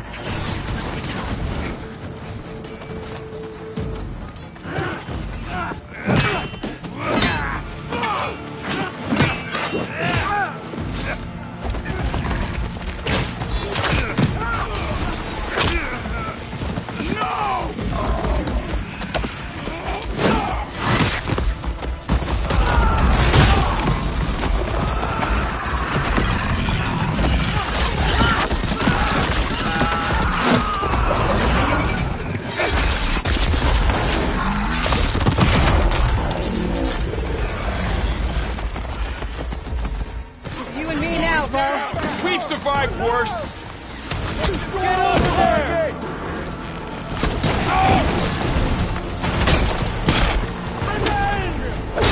Now you can take it.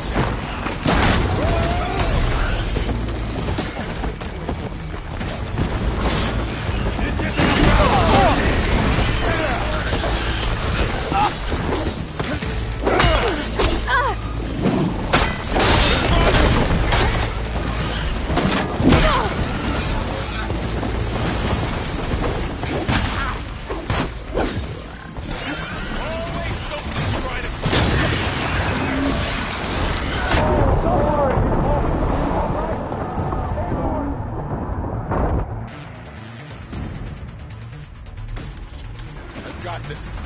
Kill her with arrows! You heard them!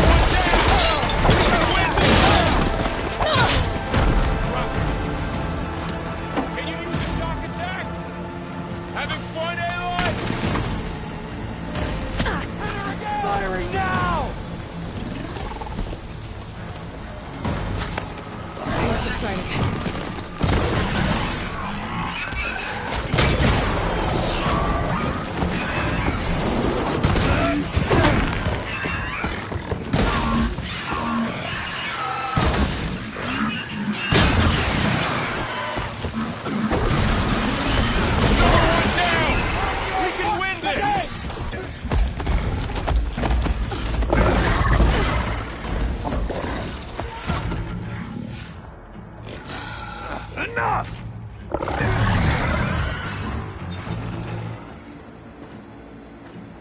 You, Outlanders! I'll skin you both! Chief, grant me the honor of this challenge.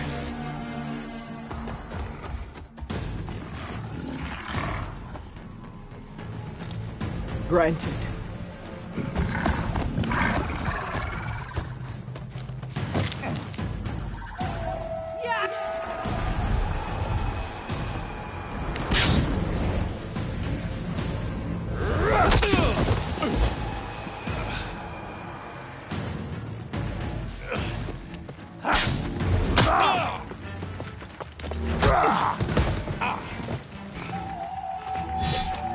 You're next, girl. I've never seen a shield like that. Better scan it.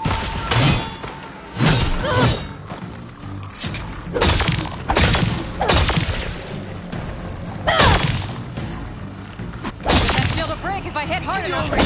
Tap my shield.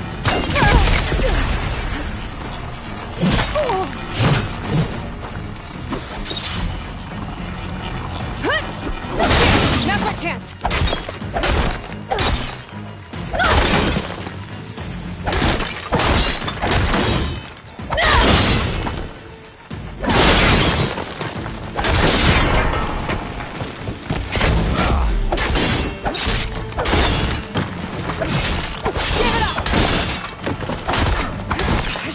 Generated. Your time is over! Shield's gone. He's vulnerable.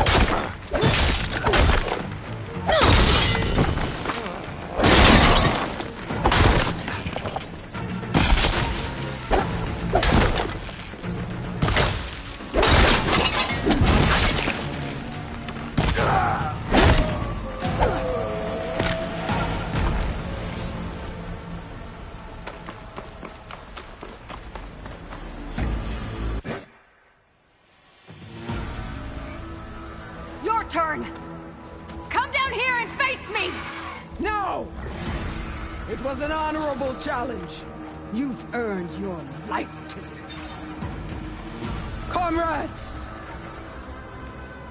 Mark this day! Today you have decimated the Marshals! Slaughtered the Karja! So begins our war on Hikaru. Move out!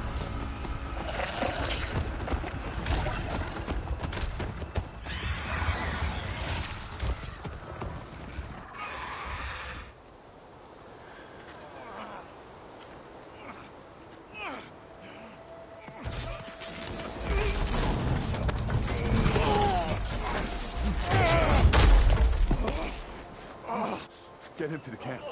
Now. You gonna make it? You're going on without me, aren't you?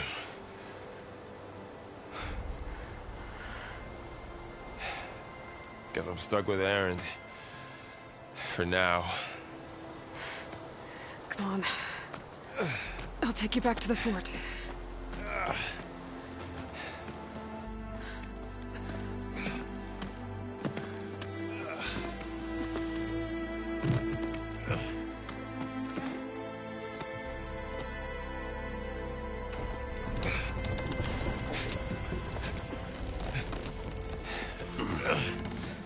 I got you.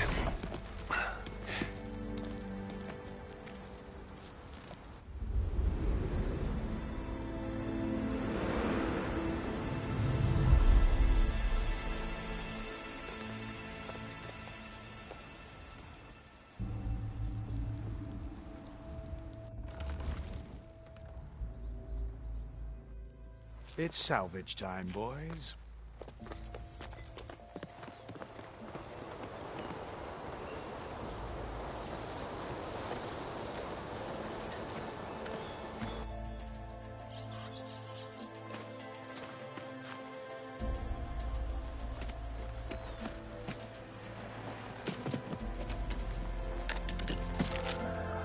I don't think it can take a hit. I should be able to use it to glide.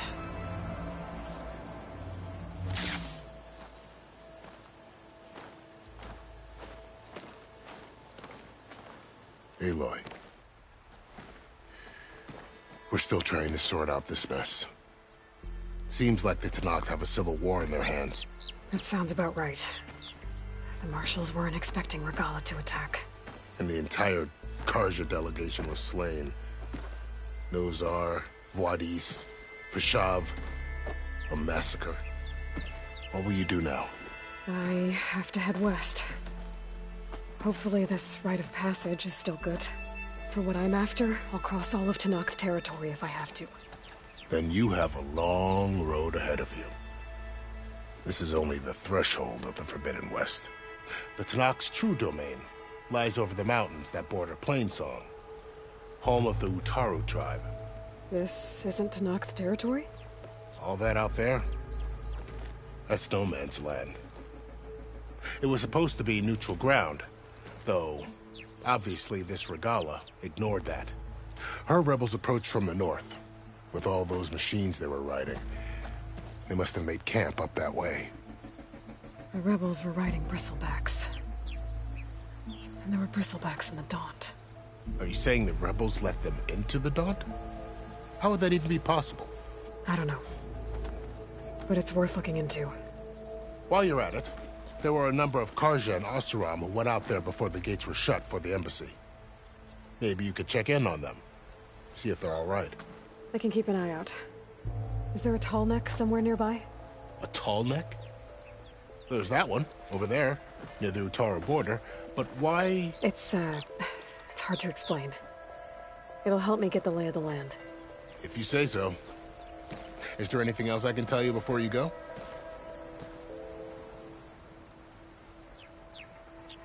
Do you think the Karja will take action against Regalla? Seems like you'd have common ground with the Tenakth. An expedition of the Karja army into the west could be taken at the start of another invasion. Sun King Avad won't risk it. That said, We can't allow ourselves to be caught unaware by an attack like that again. Fashav called Regala a rival. Someone that Tanakh chief should have killed. Yeah, I reckon he should have. She's obviously a huge threat. Her attack was coordinated and precise. Until you got in her way, that is. They knew the lay of the land. And they knew Fashav was going to be handed over at the embassy. If the Tanakh weren't expecting her, she must have spent months gathering an army in secret. They had to have made camp nearby. Somewhere they could lie low until the perfect moment to strike. It's too bad about Nazar and Wadis. At least Nozar went down fighting. As for the Sun Priest, well, no one deserves to go out that way. I'll make sure they're given proper funeral rites. It's the least I can do.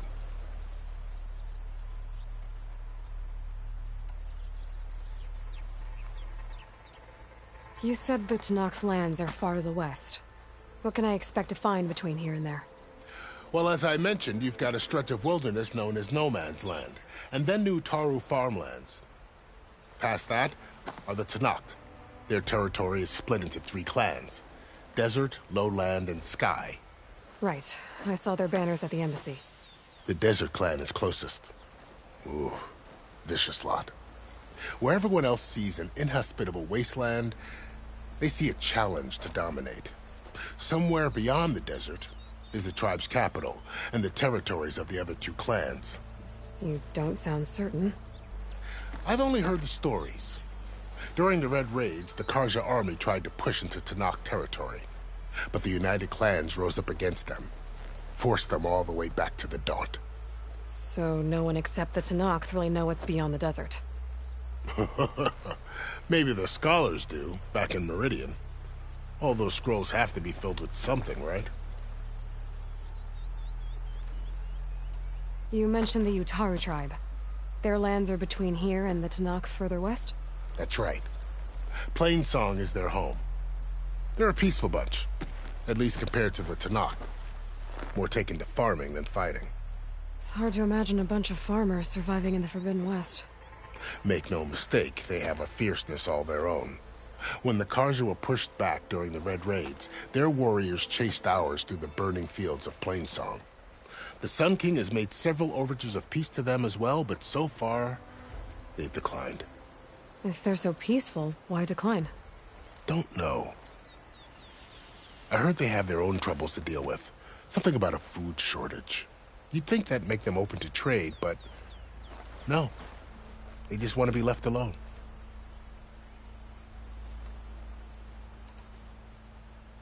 You said there were others who went out when the gates were open before. Like who? Well, in addition to the salvagers that just went through, there were a couple of other parties of Oseram delvers.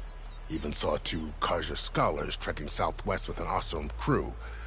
Not sure if they're exceptionally brave or just foolhardy. This area is no man's land. That it is. The Tanakh used to attack anyone past Barren Light on sight, but after Avad overthrew the Mad Sun King, he reached out to the other tribes to offer reconciliation. The Tanakh agreed to a neutral border zone as part of the peace talks. Karja and Oseram have been striking out into the area ever since. But now, it seems like Regala and her rebel army have moved in. Well, I'd never call No Man's Land safe, even in the best of times. The ancient ruins of the Southwest are a testament to that. Remnants of some forgotten war.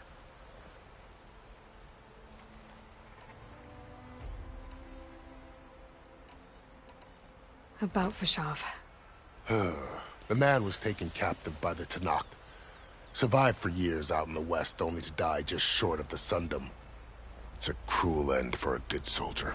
There was more he wanted to do. He spoke of advocating for lasting peace between the Karja and Tanakh. Too late for that now. What will happen to him? His body will be carried back to Meridian. As a cousin of the Sun King, he will be accorded official rights and buried with honor. No soldier could ask for more. I need to be on my way. Then I wish you luck. The gates will always be open to you should you wish to return.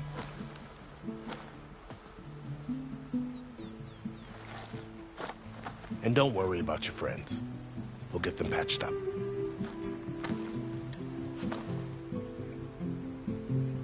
I appreciate it. Sun watch over you, Aloy. I hope you find what you're looking for.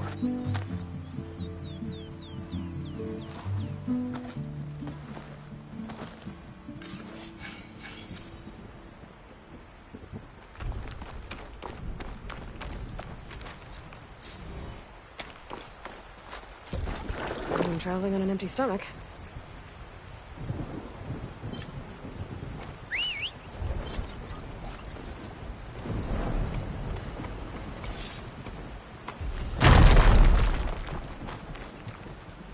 So, this is the Forbidden West.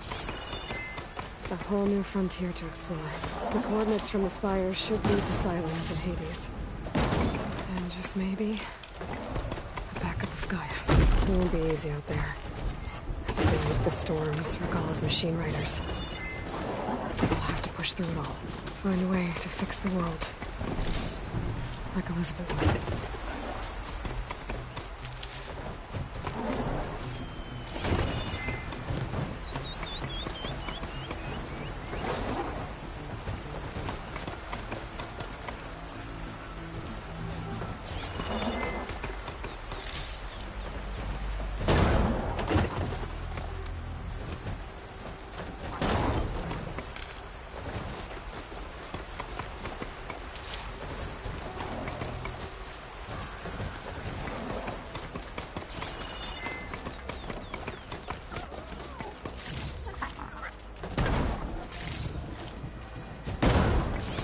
The woman who led the ambush, Regalla, had a lot of machines under her command.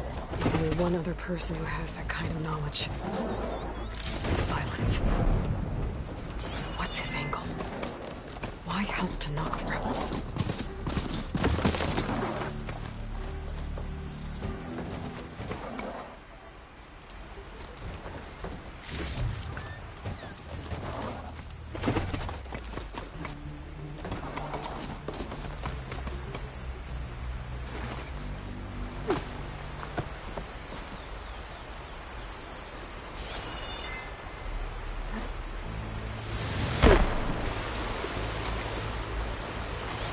It's gonna leave a mark.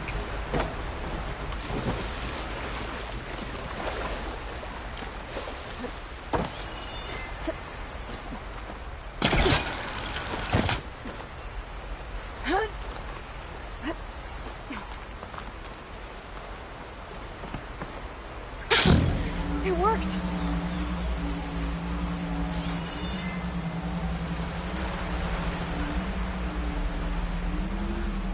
Wow, okay. Guess I can leap off just about any cliff now. That's taking over the land out here, too.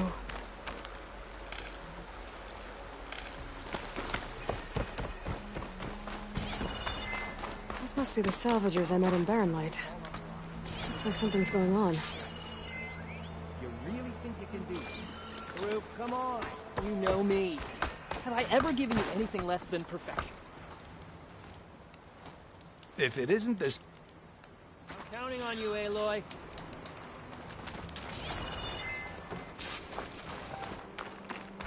I might want to read that contract before going on the hunt.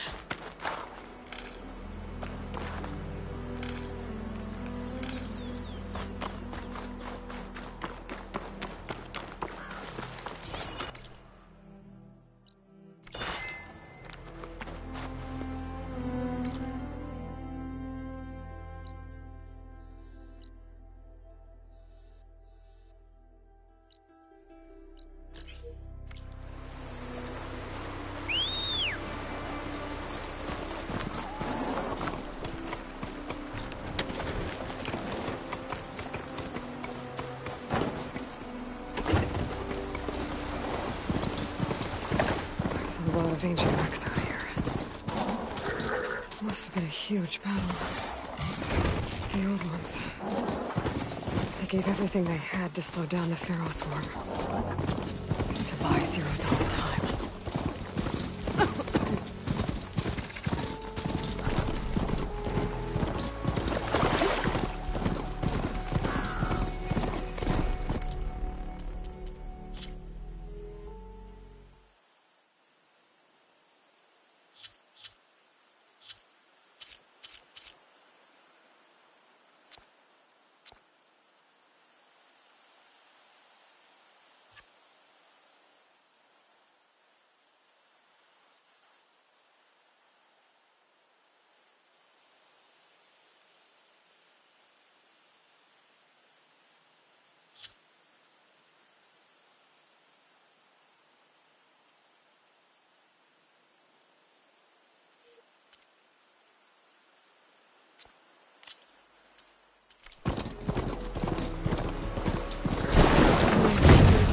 Focus.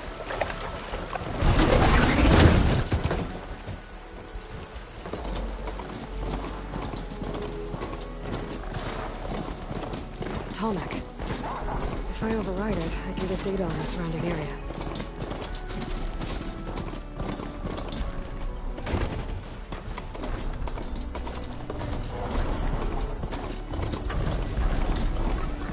It's like a satellite dish. If I can climb it, should be able to reach that Tallneck easily enough.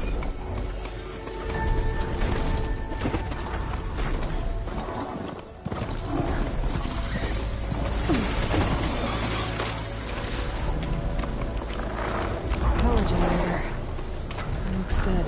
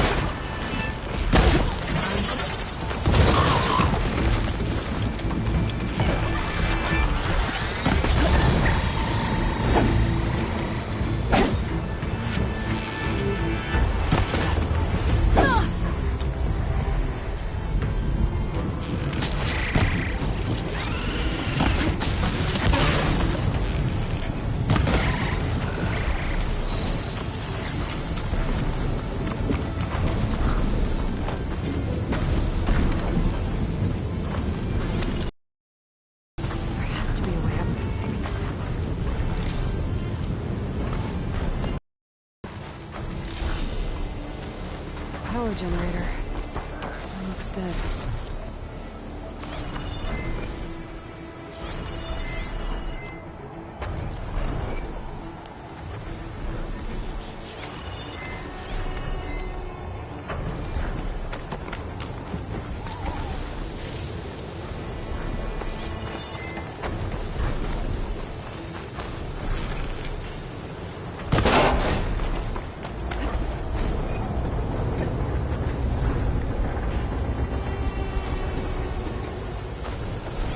Console. No power, though.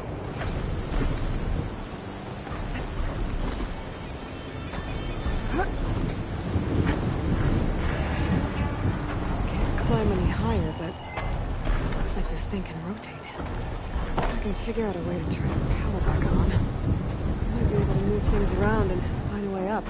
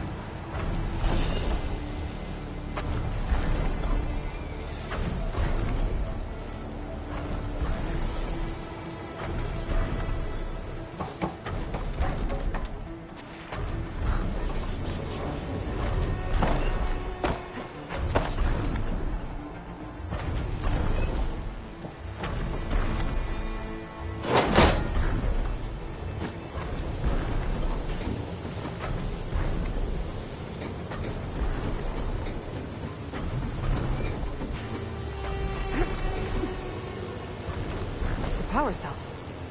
Disconnected from the main power line.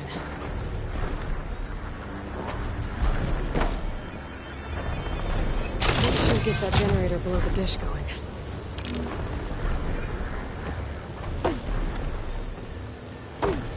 There's the generator. Bet this power cell can get it running.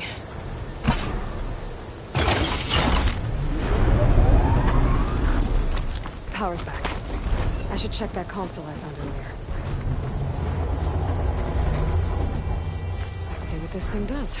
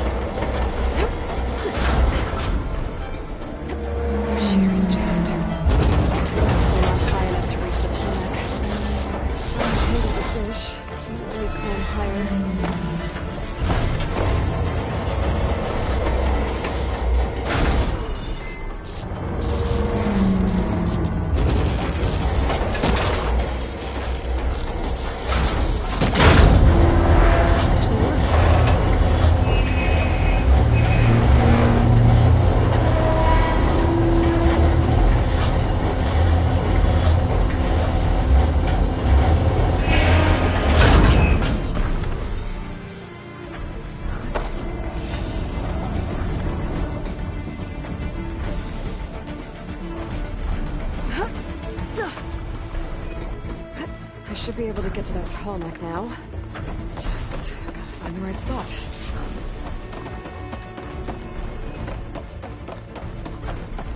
Looks like I might need to glide onto the tall neck. Just gotta time it right.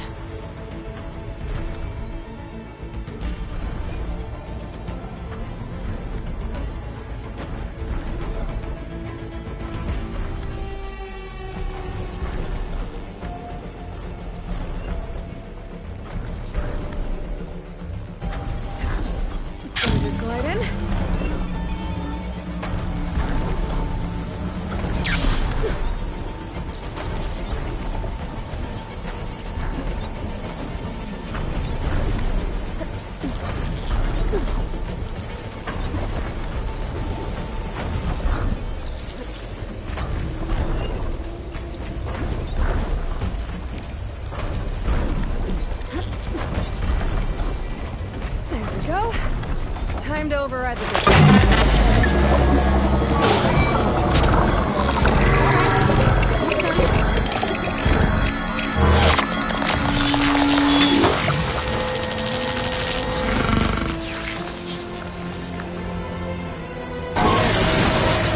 I'll mix some map data typing machines.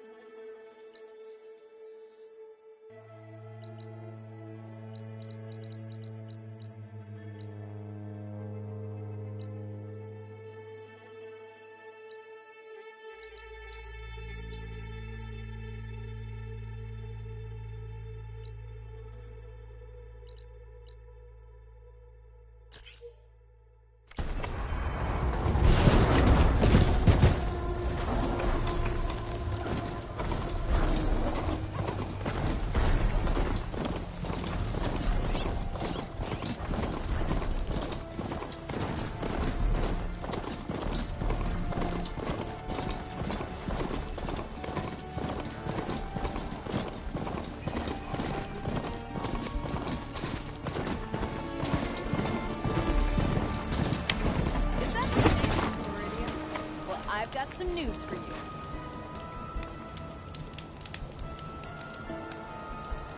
I heard the Karja finally reopened the hunting grounds south of Chainscrape. Was thinking of brushing up my hunting skills, considering the nasty machines I've seen out here. It's not a bad idea. I could probably use the practice too. Maybe I'll make my way there later.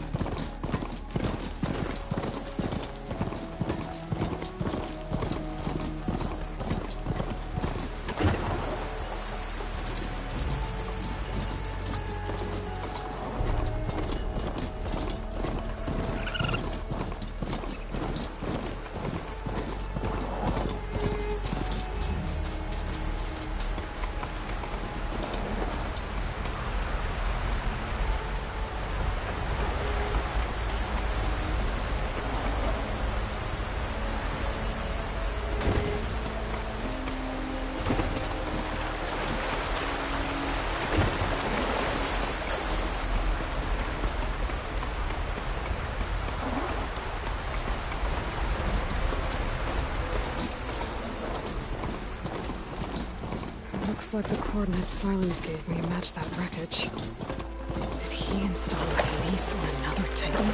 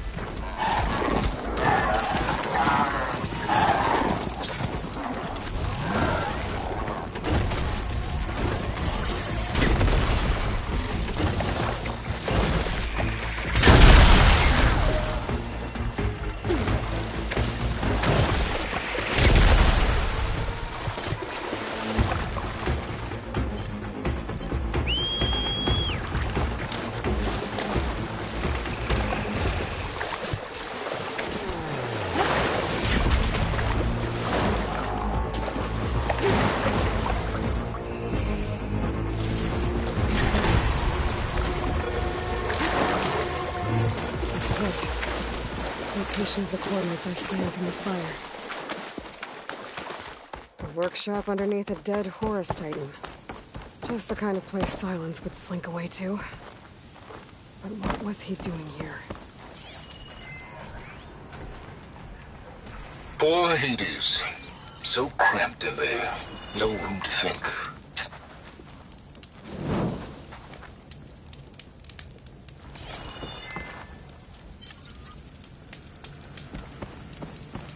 That device is blinking. I guess Silence wants me to check it out.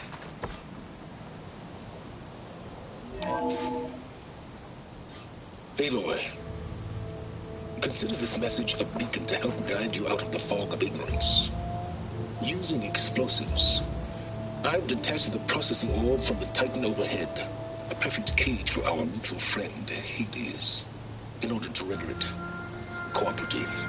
Tell her what we've discussed about the mysterious signal that gave you life. Signal only meant for me.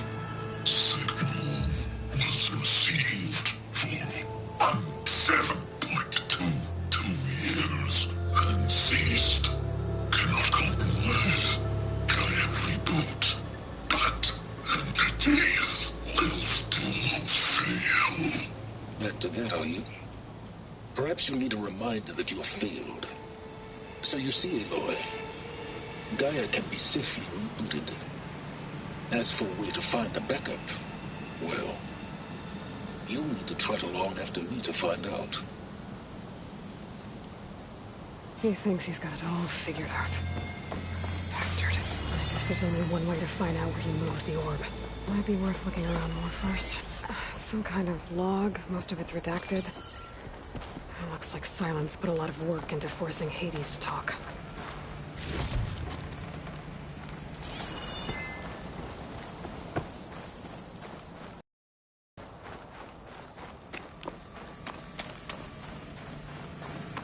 Well, I better see where this trail leads.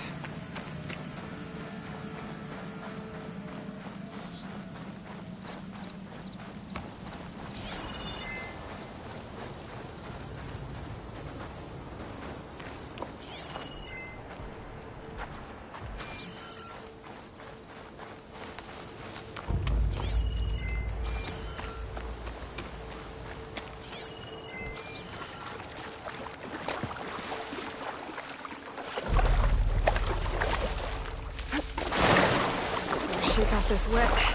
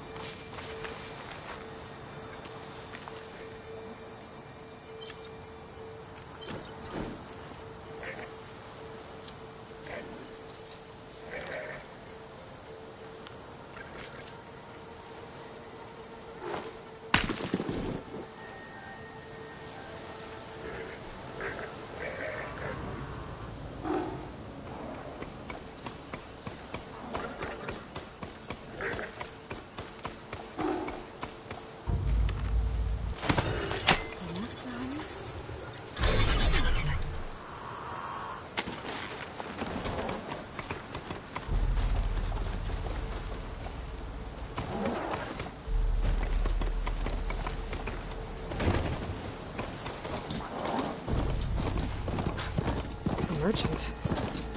Oh, there! See anyone else out here. What's Honora doing this far west? Might be handy to resupply.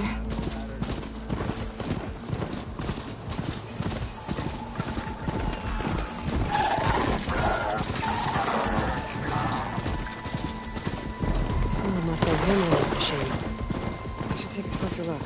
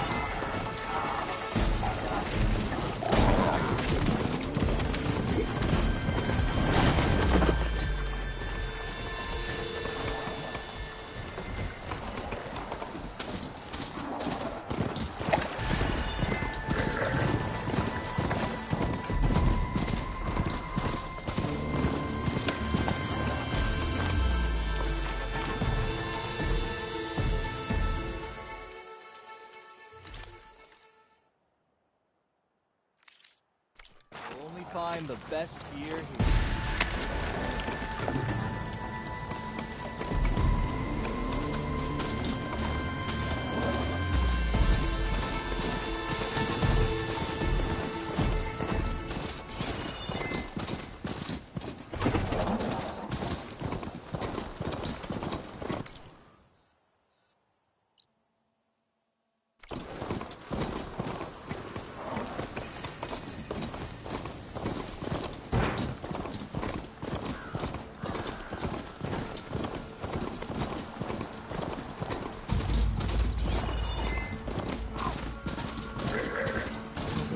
for leaping.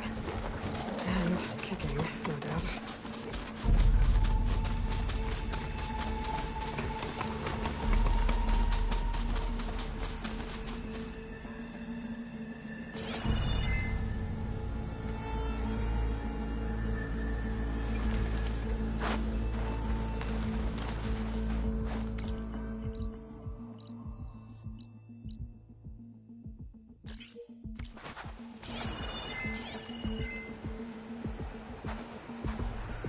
Looks like the trail goes into the hillside.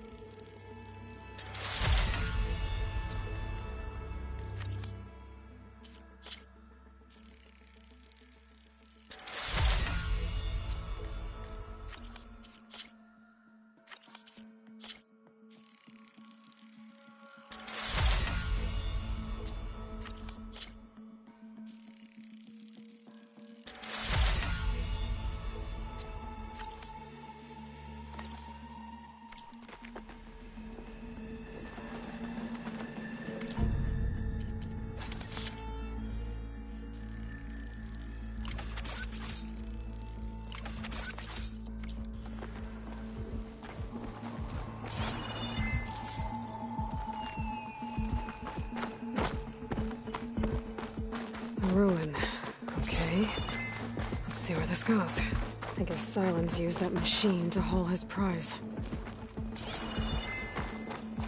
That must be the orb Silence stuck Hades in. And the door. Looks like a Pharaoh facility. Or Zero Dawn. Come on, Hades. You still in there?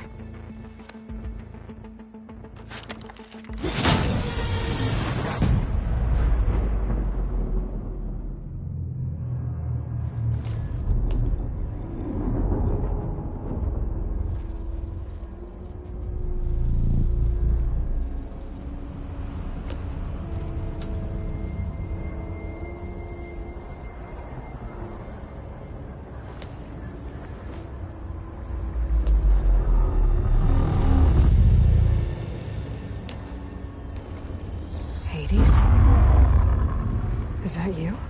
System threat detected. You don't look so good.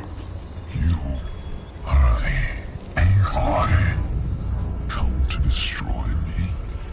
Yes. Permanently this time. Even like this, you're a threat to Gaia. Once I resurrect her. So you have not yet secured Gaia back up. Then Gaia is dead. Earth and you too. Despite malfunctions, I have won.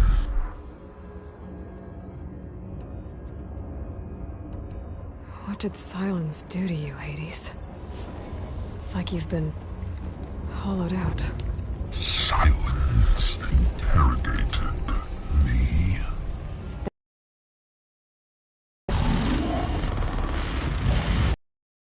Their memory structures disintegrate. You don't remember any of it? I remember you. What, like me beating you at the spire? Okay, that's not going anywhere. When the mysterious signal transformed you, it made Gaia's other subordinate functions conscious too. You escaped when Gaia destroyed herself, but so did they. Where did they go? Each function migrated to coordinates based on data error. Memory structures disintegrated. Bunch of crazed AIs, scattered scattered who knows where, doing who knows what. Hephaestus kills thousands every year with the combat machines it keeps making. And you nearly ended the world. 7 more functions out there, cooking up trouble. It's not a happy thought. You are unhappy. Good. Anyone ever tell you you've got a great personality, Hades? Sarcasm detected. Yeah, didn't think so. Do you know where Silence went? No. He departed 12.8 days ago. Perhaps he...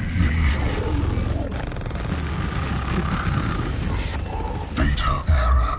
Behavior prediction structures disintegrated. So you don't know anything more than I do. Great.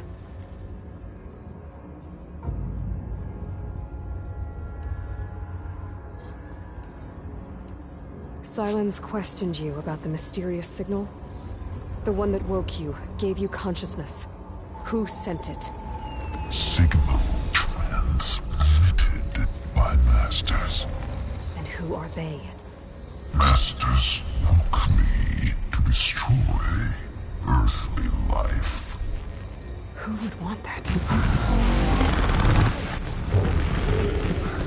Beta error. Memory structures disintegrated.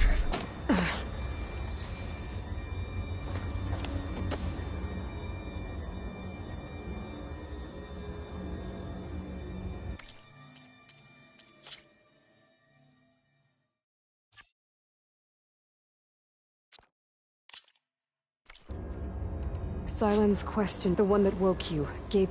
And who are they?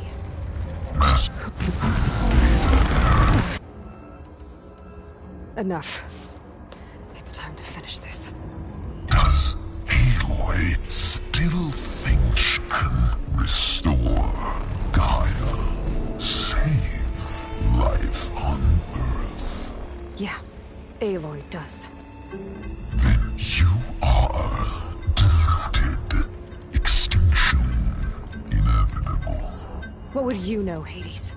Twice you tried to destroy life on Earth, and twice you failed. The only extinction you ever brought about is your own. And there's no tricked-out lands to save you this time. You are incorrect. 3 times. Hades extinguished life. What? You remember this?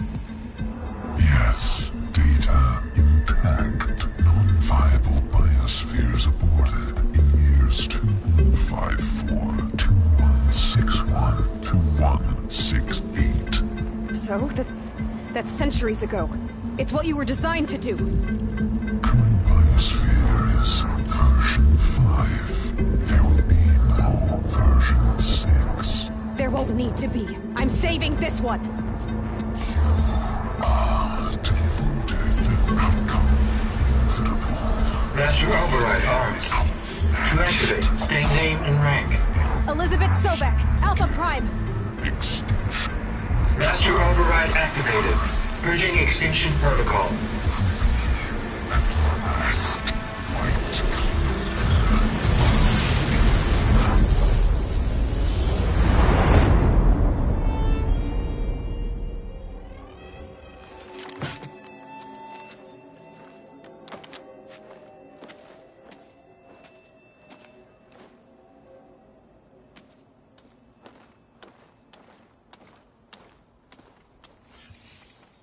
Aloy, I see you've dealt with Hades.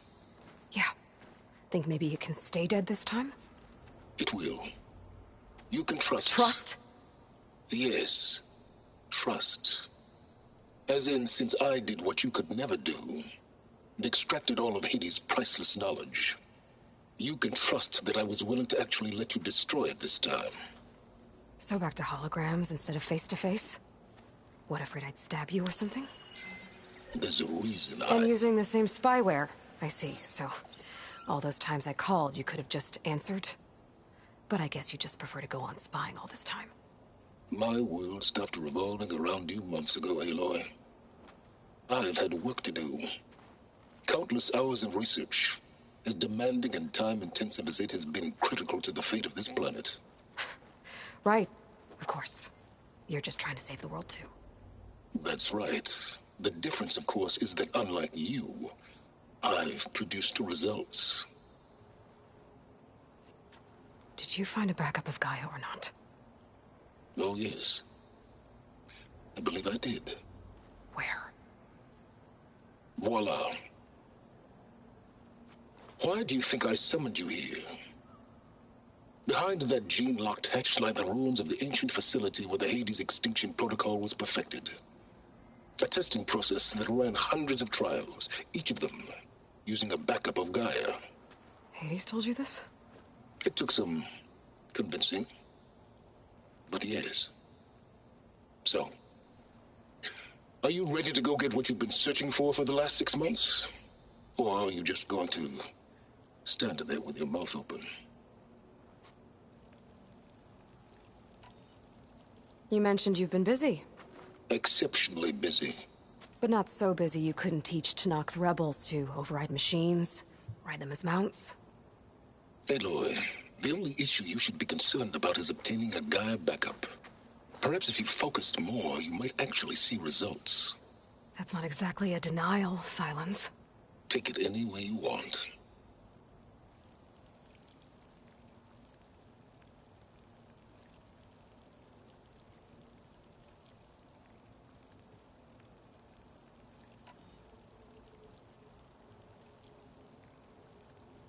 Did Hades reveal the source of the mysterious signal? The one that woke it, tried to destroy life on Earth? Yes, it did. Care to share? In due time. First things first, Aloy. Last I checked, you still had a super-intelligent AI named Gaia to reboot. Yeah. The same Gaia who had to destroy herself 20 years ago because of the signal? It stopped being transmitted years ago. It's no longer a threat. What if it repeats? It won't. Even if it did, well... The details are complicated, but the signal required Hades to take effect. Delete Hades from any backup you reboot, and Gaia's safe. Now stop wasting time. Go get a backup.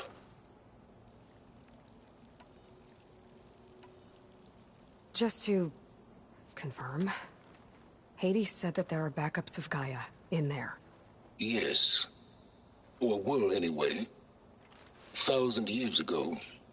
Backups that didn't get purged when Ted Farrow wiped every copy of Apollo. Correct. According to Hades, this facility could not be accessed by remote signal. Not even Ted Farrow could touch the data here. Backups. Data complete, Gaia and her subordinate functions. Everything needed to reboot the system. Restore control over the terraforming system, save life on Earth. In there. So Hades said. So what are you waiting for?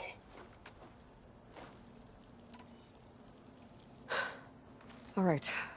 I'll search the facility for a Gaia backup. But just to be clear, Silence, if this ends up being another one of your tricks... It's a gene-locked hatch, Aloy. You're literally the only person who can open it. How could I set a trap inside? Trick me again, Silence, and our next conversation will be face-to-face. Though you won't have much to say, on account of my spear being buried in your throat. Aloy, thanks to me, everything you've desired, everything you've been fumbling about, unable to achieve for 6 months, is now within your grasp. Now, I know you didn't learn much about manners growing up a Nora outcast. But in a situation like this, you say, thank you, and I say, you're welcome.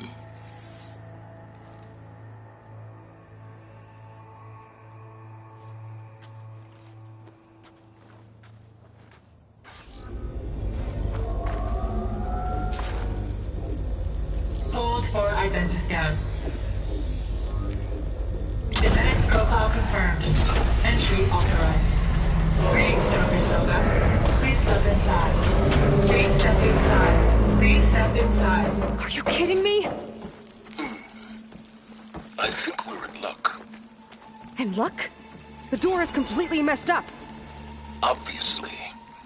But despite the malfunction, you can still get through. If you'll be patient for a while longer. See those crystals there? The Oseram call them firequeen. They're combustible. Not nearly powerful enough to blast through a door like that. But maybe just enough to jolt it open a bit more. Exactly. It will only work with an igniter. I'm sending you the schematics now. To build it, you'll need some machine parts and the oil from a kindleweed plant. That only grows underwater, but you should be able to find some in the nearby lake. The parts are more complicated. You'll need a spark coil from within a Leap Lasher's power cell. Remove the power cell before you...